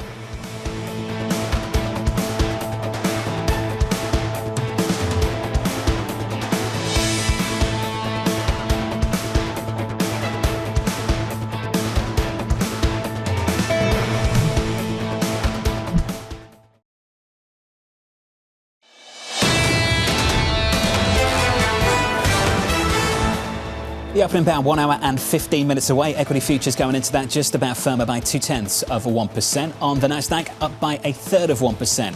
With that opening bound just around the corner, let's get you some morning calls. First up, Evercore reiterating its outperform on Nvidia, saying recent weakness is a buying opportunity. That stock up this morning by 1.2%. Next up, Morgan Stanley cutting its price target on Lululemon to $411, saying the bar heading into Q4 feels lower than just a few weeks ago. That stock just about unchanged in early trading. And finally, Cantor Fitzgerald upgrading Tesla to overweight, saying the recent sell-off represents an attractive entry point. That stock is bouncing back this morning. We'll see if that sticks. It's up by 3% in early trading. Let's stick with Tesla. Shares on track for their 9th straight weekly decline as intensifying competition and weak sales weigh on the stock. Tom Narayan of RBC cutting his price target to $320, citing lower FSD pricing and robo-taxi penetration assumptions. Tom joins us now for more. Tom, good morning. Good to see you. Elephant in the room. It's none of those things. It's burning cars, fired bullets. It's just shocking scenes regarding Tesla and the brand. What do you think that's about, and do you think that's hurting the stock? It's definitely hurting the stock. But I do think, and I just met with a lot of very large institutional investors last week, and I do think if this was any other car maker, right, and you looked at the January, February data, you would come to the conclusion that maybe a little different, that this is what's happening. You have a new affordable car coming in H1, right? You have the Model Y refresh, which looks pretty compelling.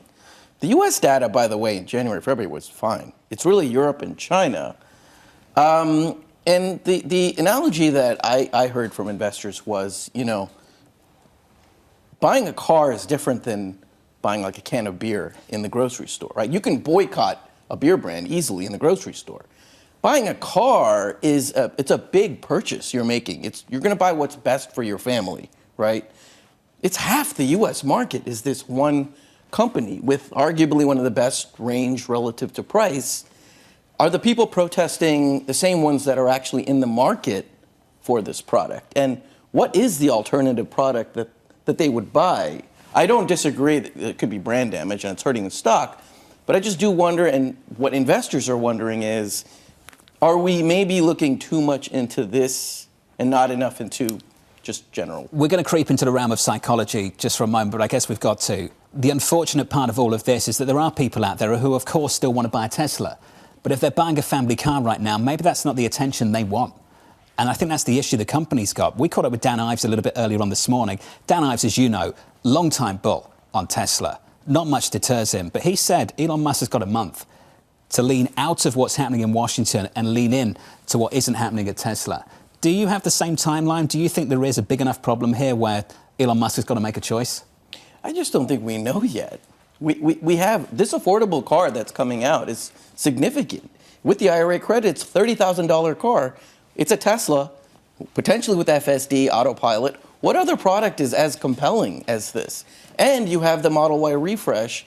It's been long in the tooth. There's this thing called the Osborne effect, right? Where consumers wait until a new product is coming instead of buying an old one. Maybe that's what's happening. I think we need to see the March numbers, the April numbers, and see how consumers react before we start coming to conclusions. You may be right, or Dan may be right, but we have to kind of, I'm an autos analyst, I look at numbers. So let's just see what the numbers are maybe first.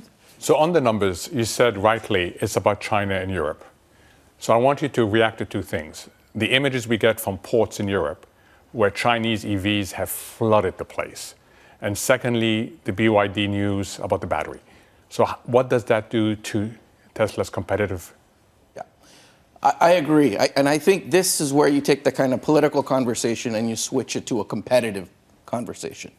There in China, it's not just Tesla, right? Mercedes, BMW, everybody is facing the stiff competition. And that's their biggest market. So I would agree. To me, that is the pain point. But these new models are coming there as well. So maybe that can help. We have to monitor it. Europe, however, and I think we talked about this the last time I was here, I think the focus is on the growth rate, down 45% in January. But it went from 18,000 to like 8,000. They sold 1.7 million units. It's, again, too early to tell what's happening in Europe. I would agree there's more competition in Europe, especially from Chinese coming in.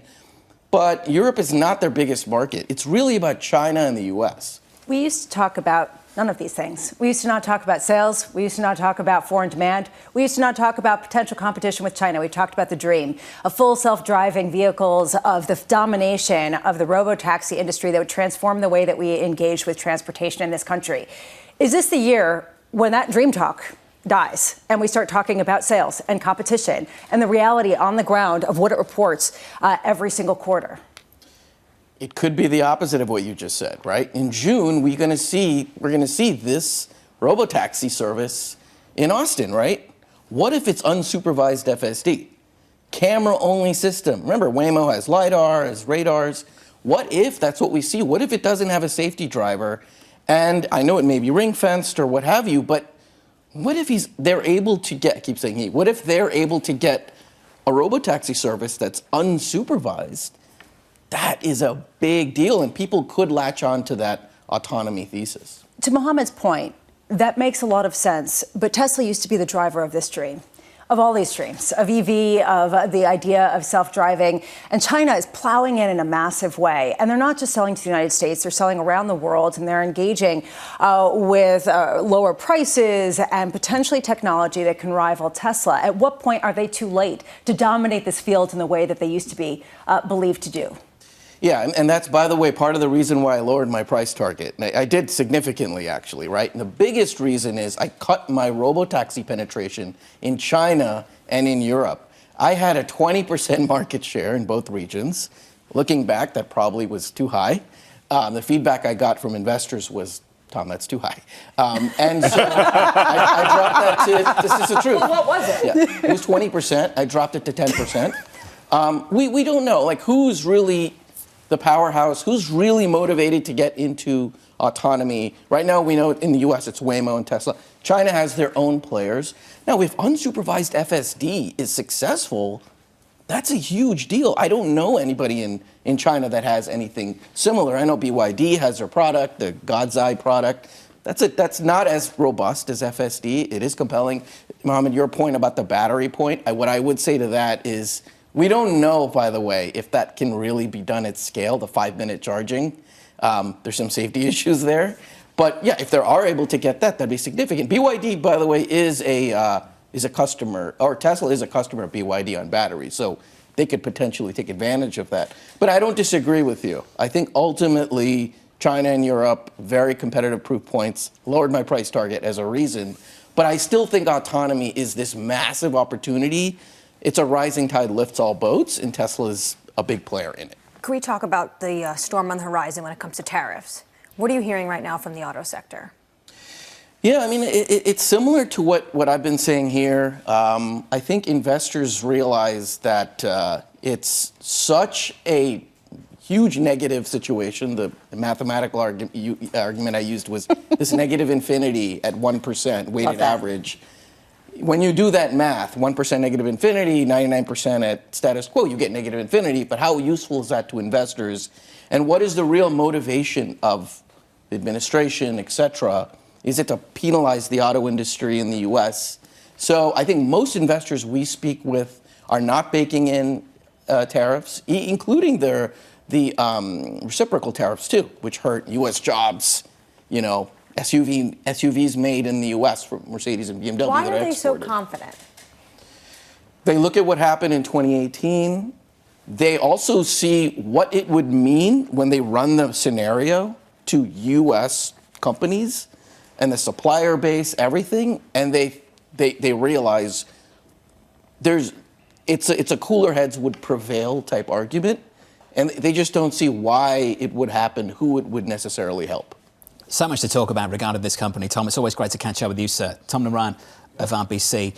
Something's happening in society in this country regarding business. It's not the first time we've seen brands boycotted because of policy points, political preferences. Seen that time and time again. Much more recently, we're seeing a lot more of it.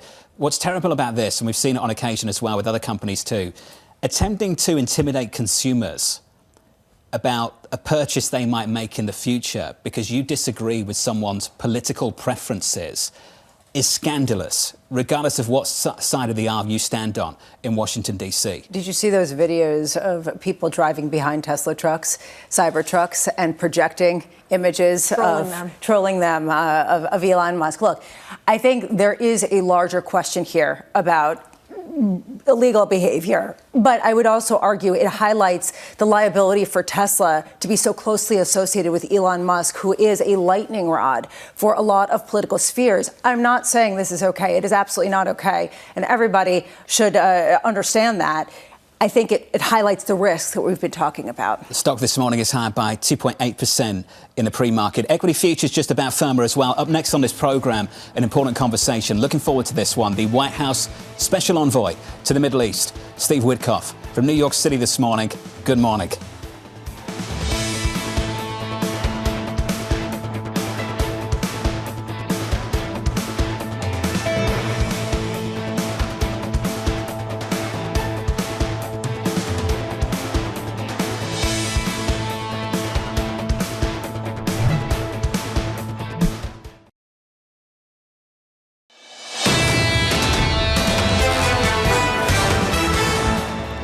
In the last 24 hours, an important conversation taking place with two of the biggest leaders on the planet. The President of the United States, Donald Trump, on a phone call with the Russian President Vladimir Putin as the President makes a push for a 30-day ceasefire.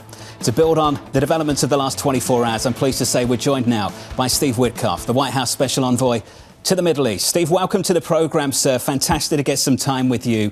I know how much time you put in with the Russian President to make this call happen. It's not the first time you've spoken to him. It's not the first time the President of the United States has spoken to the Russian leader either. Could you set the stage for us, sir? How different was this call? I thought the call was epic, Jonathan. I thought it was epic, transformational. Those are the sorts of adjectives that I use about this call. The President and President Trump and President Putin were in sync with one another. The call was outcome-oriented. They were talking about how to save lives, how to stop the carnage, and for me, I was proud to be an American sitting there listening to it. Steve, let's talk about some of the outcomes. We're hopeful that ultimately we end up with a 30-day ceasefire. Before we get there, we're working towards things like a prisoner swap. We're working towards a maritime ceasefire in the Black Sea. That's important too. There was also a conversation yesterday about maybe an agreement to limit attacks on energy infrastructure. And we'd love to build on that, because earlier on this morning we heard from the Ukrainian leader who said that overnight Russia sent 150 drones and hit Ukrainian energy. I just wonder what was actually agreed and whether Russia crossed the line overnight. Well, what was agreed between the two presidents was, and it was at President Trump's suggestion, that there be a cessation of attacks on energy infrastructure from both sides, and civilian infrastructure for that matter. Also, working towards a Black Sea moratorium on hits on naval vessels and freighters carrying grain and things of that sort, and ultimately that would evolve into a full-on ceasefire, which is a bit more complicated because there's a 2,000-kilometer border, there's Kursk, and there's a lot of details that go into that. But with regard to your question on some of the reporting with regard to the Russian drones last night, I have it on good information from a telephone call I had before I went on this show that President Putin issued an order within 10 minutes of his call with the president, directing Russian forces not to be attacking any Ukrainian energy infrastructure. And any attacks that happened last night would have happened before that order was given. In fact, the Russians tell me this morning that 7 of their drones were on their way when President Putin issued his order, and they were shot down by Russian forces. So I tend to believe that President Putin is operating in good faith. He said that he was going to be operating in good faith to the president yesterday, and I take him at his word. So, Mr. Witkoff, is your understanding that as of today, energy facilities, energy infrastructure will be off limits? That's my understanding, yes, ma'am. Do you think the next stage potentially, as we get the roadmap towards 30-day full ceasefire, potentially geography should be off limits, like drones hitting Kyiv? You know, I can't speak to that. I think the idea behind a 30-day ceasefire, first of all, we made more progress yesterday than has been made in the last 3.5 years. The two leaders actually talked and committed to cessation of attacks on energy infrastructure and civilian infrastructure. They talked about reviving the Black Sea maritime agreement that had been negotiated several years ago and never really implemented. Those are monumental things, and they're trust-building things as well. And I think beyond that, they also went into how you would put the finishing touches on a full-on ceasefire. That full-on ceasefire has a lot to do with this 2,000-kilometer line that where the Ukrainians are lined up against the Russians. It's complicated. There are different battlefield conditions in various spots. That's for the technical teams to figure it out. And they're going to be meeting in Saudi Arabia, I believe, beginning Monday and Tuesday. So lots of progress happened yesterday, and it happened in large part because of President Trump. Let's talk about that meeting in Saudi Arabia in the next week or so. The team's going to be led by, I believe, Secretary Rubio. I think we all want to know what needs to happen at that meeting before the two leaders end up in the same room to get to that end deal that we all want to see. What needs to happen in the next week? Well, I'm not sure that the Secretary of State has done an amazing job, as has the National Security Advisor, Mike Waltz. They were both at the last meeting in Jeddah. It went well. Lots of trust building happened. And I believe on Monday we actually have the technical teams going. And why? Because that's what we're down to. We don't need to have the larger overarching discussions. That's been had, and it was completed yesterday between the two leaders. They agreed on a pathway to some ceasefire conditions today and to a full-on ceasefire that will be negotiated over the coming days. I actually think in a couple of weeks we're going to get to it. So lots of good things. Now it's for the technical teams to dot the I's and cross the T's, and everybody is committed to that process. If you think we're going to get there in a couple of weeks, could we then see a meeting in person between President Trump and President Putin in the kingdom? You know, I can't speak for them, but my best bet would be that it's likely to happen. They have a great rapport together. They had a great rapport in the first Trump administration. It was on display yesterday. This was really a very positive, very proactive, outcome-oriented call, and that's who President Trump is. He's there to get to the goal line, and we went a long way yesterday to doing that. You've known the president a long, long time, going back decades. In fact, there's very few people that know him better than you do. There's a lot of people speculating about what the motives are, what the end objectives are. If we could just sit on that for a moment. Does the push for peace in Ukraine run parallel with a push to normalize US-Russia relations? Or, Steve, are they separate issues? No, I don't think there's any doubt that the two are important. Russia is a critical relationship for us. It's critical as it affects all other things out there. China, Iran, the Middle East. These two leaders coming together and having conversations about nuclear proliferation, which they did yesterday and was enormously positive. This is enormously beneficial for the world at large. And the president believes in this. He believes in peace. He believes in engaging. He believes in using peace through strength to create a better world for everybody. And with that could come a drop in defense budgets. Take all that money and spend it on things that matter more than waging war all the time. This is his policy. And so he's to be commended for that. Yesterday was literally transformational as far as I am concerned. Mr. Witkoff, so then is the idea of its normalization to draw a wedge between Russia and China and Russia and Iran as well to further isolate America's adversaries like Tehran and Beijing? I think normalization is about having real conversation. President Biden, according to President Putin, did not speak to President Putin for 3.5 years. That's not a proper way to run policy. President Trump, in a short 8 weeks, has spoken to President Putin twice. Very, very positive and constructive conversations. He's directed me on his behalf to go to Moscow. I've had close to 8 hours of conversations with President Putin and met with other key people on his team. And he's directed the National Security Advisor, the Secretary of State, the CIA Director, Pete Hegseth, our Secretary of Defense. Everybody is engaged in this process. And it's really wonderful to see. I think the people ought to be uplifted, and I think you're going to see some very, very positive results in the near term. In the lengthy conversations you have had with the Russian leader, did restrictions on Russian energy come up at all? Did they come up yesterday? When you say restrictions, Jonathan, on Russian energy, what do you, I'm not sure what you're asking. Restrictions on financial services, engaging in deals that restrict the flow of Russian energy, the price cap that the Biden administration pushed over the last year or so, sir. A variety of restrictions that make it difficult for Russian energy to compete with energy elsewhere.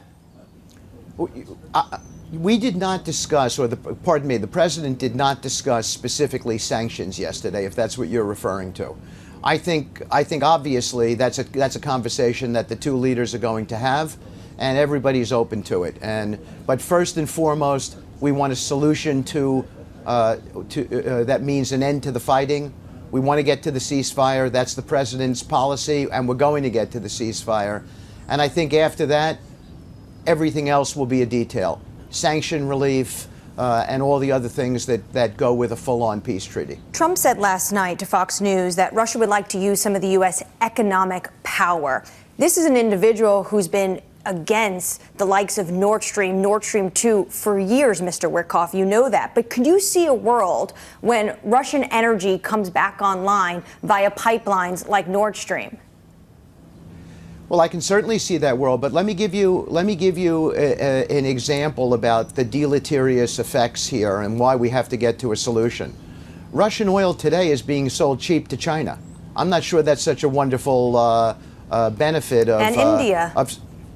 Okay, you're underscoring my point. So there are all these deleterious things that could come from this, and I think the beginning of it is a conversation. I think it's sort of unacceptable for two world leaders of the stature of a Russian president and an American president who haven't talked in 3.5 years.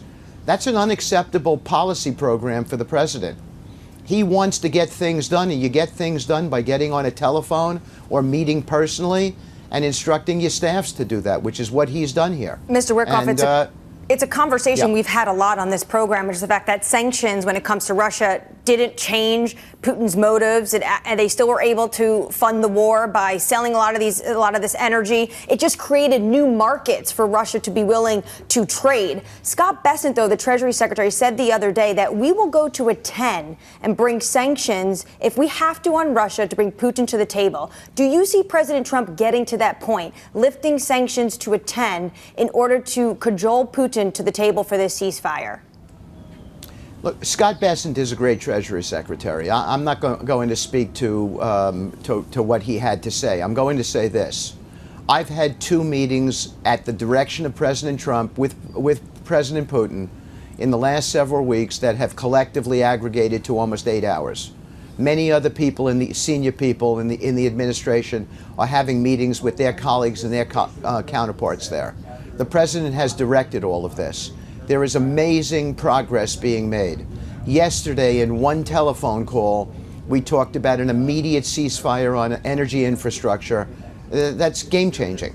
And also the Black Sea moratorium, game-changing. And the contours of how we get to a personal ceasefire, a 30-day ceasefire, game-changing. Enormous progress as compared to where we were, because we're communicating, we're talking in a collegial, constructive manner, and everybody is outcome-oriented, the outcome being the end of fighting there and the end of the killing there. We'd all like to see that, sir. If we could just finish on Europe, something we've not discussed in the last 10 minutes or so. The Europeans, Germany and the EU are pushing to rearm. They're set to spend hundreds of billions of euros on defence. That's something that President Trump has been pushing for quite a while. Does he welcome that? Does it complicate talks in any way? Does it antagonise Russia and make this harder? How does he view that at the moment? Look, I think the president has a policy which is that Europe should pay more for their own defense. And so I think to the extent that that's what's happening, I think that's a good thing. Rearming and all the other stuff that leads to more conflagration, that leads to, that undermines a peace process, I would say that that's not such a good thing. So look, we're here to get a deal in Russia and Ukraine, and we're well on the way to getting it done. And I think you're going to hear some really positive things happening as these talks continue. Mr. Witkoff, you're a successful businessman that is now really at the height of diplomacy around the world. European strong economic ties with Russia did not prevent Putin for his full-scale invasion of Ukraine in 2021. Do you think it could prevent hostilities in the future if we were to see a ceasefire and businesses and trade were back to come into the fore? I don't think there's any doubt. I think the point is to get everybody focused not on war, but on making their countries better, on spending the money on their people. In Ukraine, on rebuilding, on doing good things for their people. That's how you get to a better place, and that's President Trump's agenda throughout the world. And we see it being his agenda is very effective. People buy into it. I was on the phone with President Macron last night, giving him a download of what happened. And we had a really positive conversation about the outcome. So I think there's a lot of buy-in to President Trump's leadership, the way he's leading the world today, not just the United States. It's just exceptional for me to watch. We've only got a few seconds left with you, sir, but I think that's an important comment to make.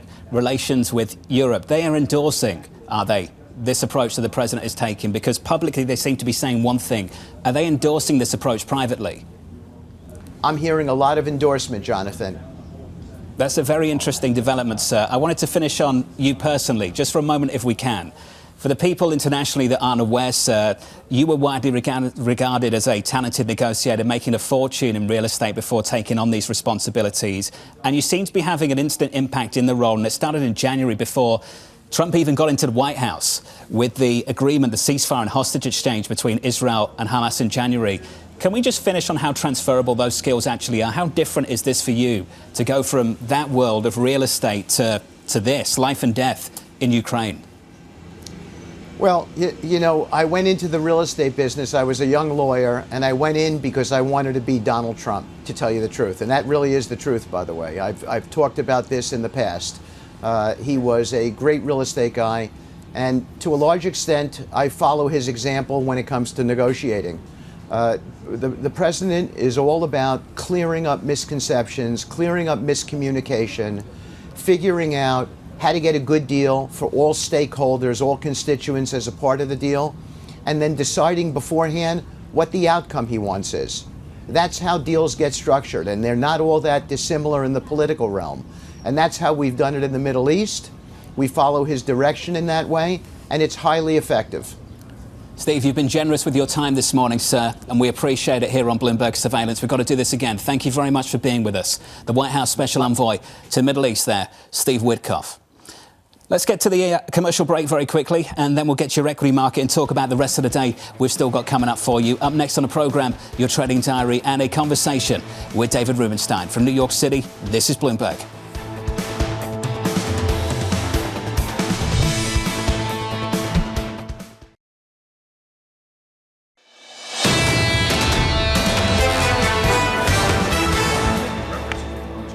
Equities firmer here by 0.2%. You can hear David. He's going to be with us in a second. As we count you down to the opening bell, here's the trading diary for the week ahead. Fed rate decision at 2 p.m. Eastern Time, followed by a Chairman Powell news conference later on this afternoon. Thursday is the Bank of England's turn. Plus, we'll get another round of jobless claims and earnings from Nike, FedEx, all coming after the closing bell. Next Monday, looking ahead to some more economic data, including on Tuesday, consumer confidence. The consumer right now, front and centre.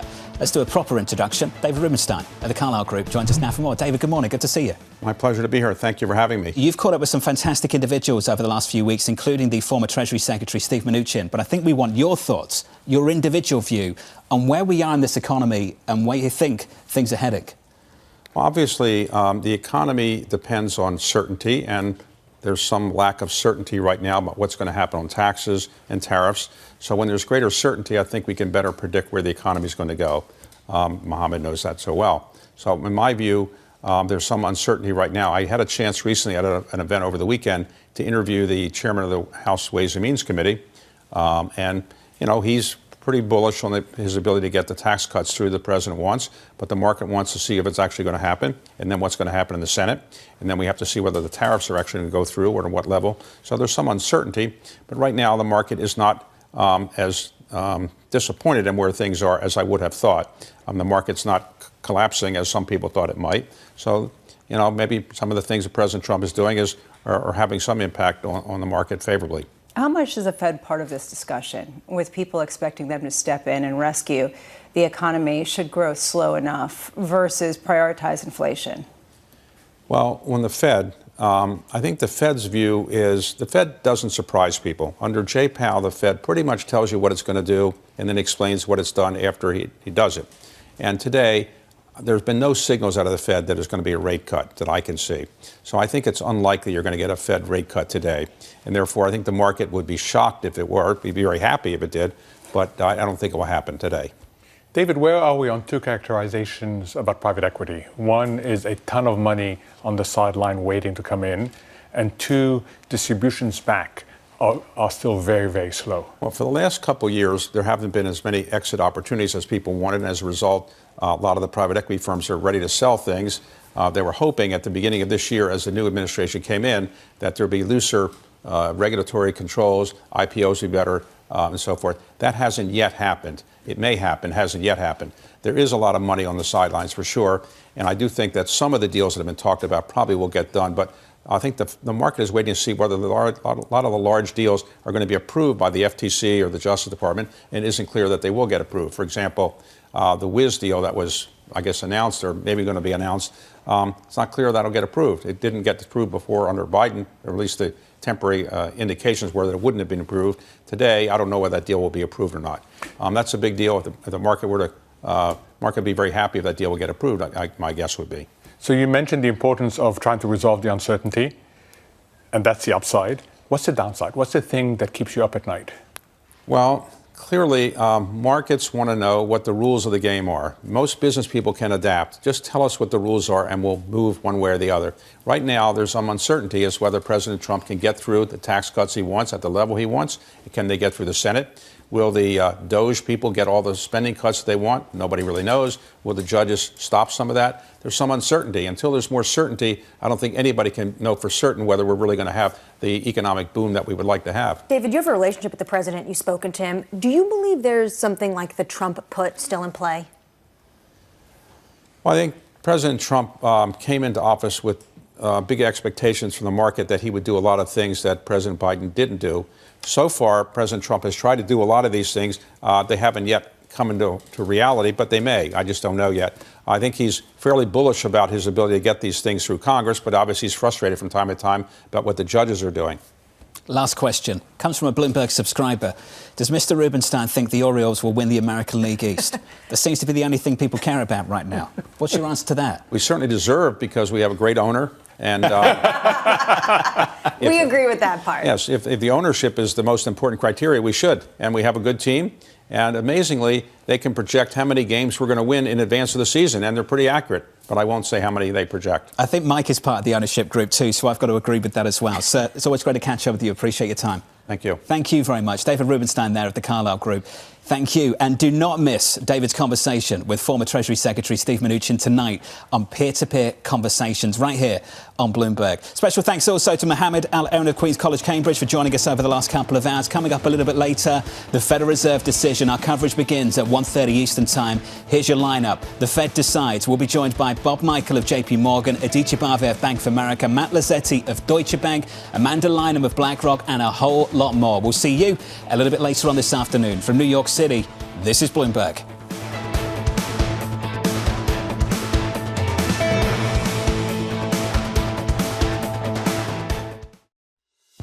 Welcome back to another special Miami Open update for Bloomberg TV and radio from Tennis Channel. Four-time major champion Naomi Osaka had to fight back from a set and a break down against Yulia Starodubtseva to reach the second round. The Japanese superstar closing out the win 6-3 in the decider. After going out early at Indian Wells, the win was Osaka's first since the Australian Open back in January.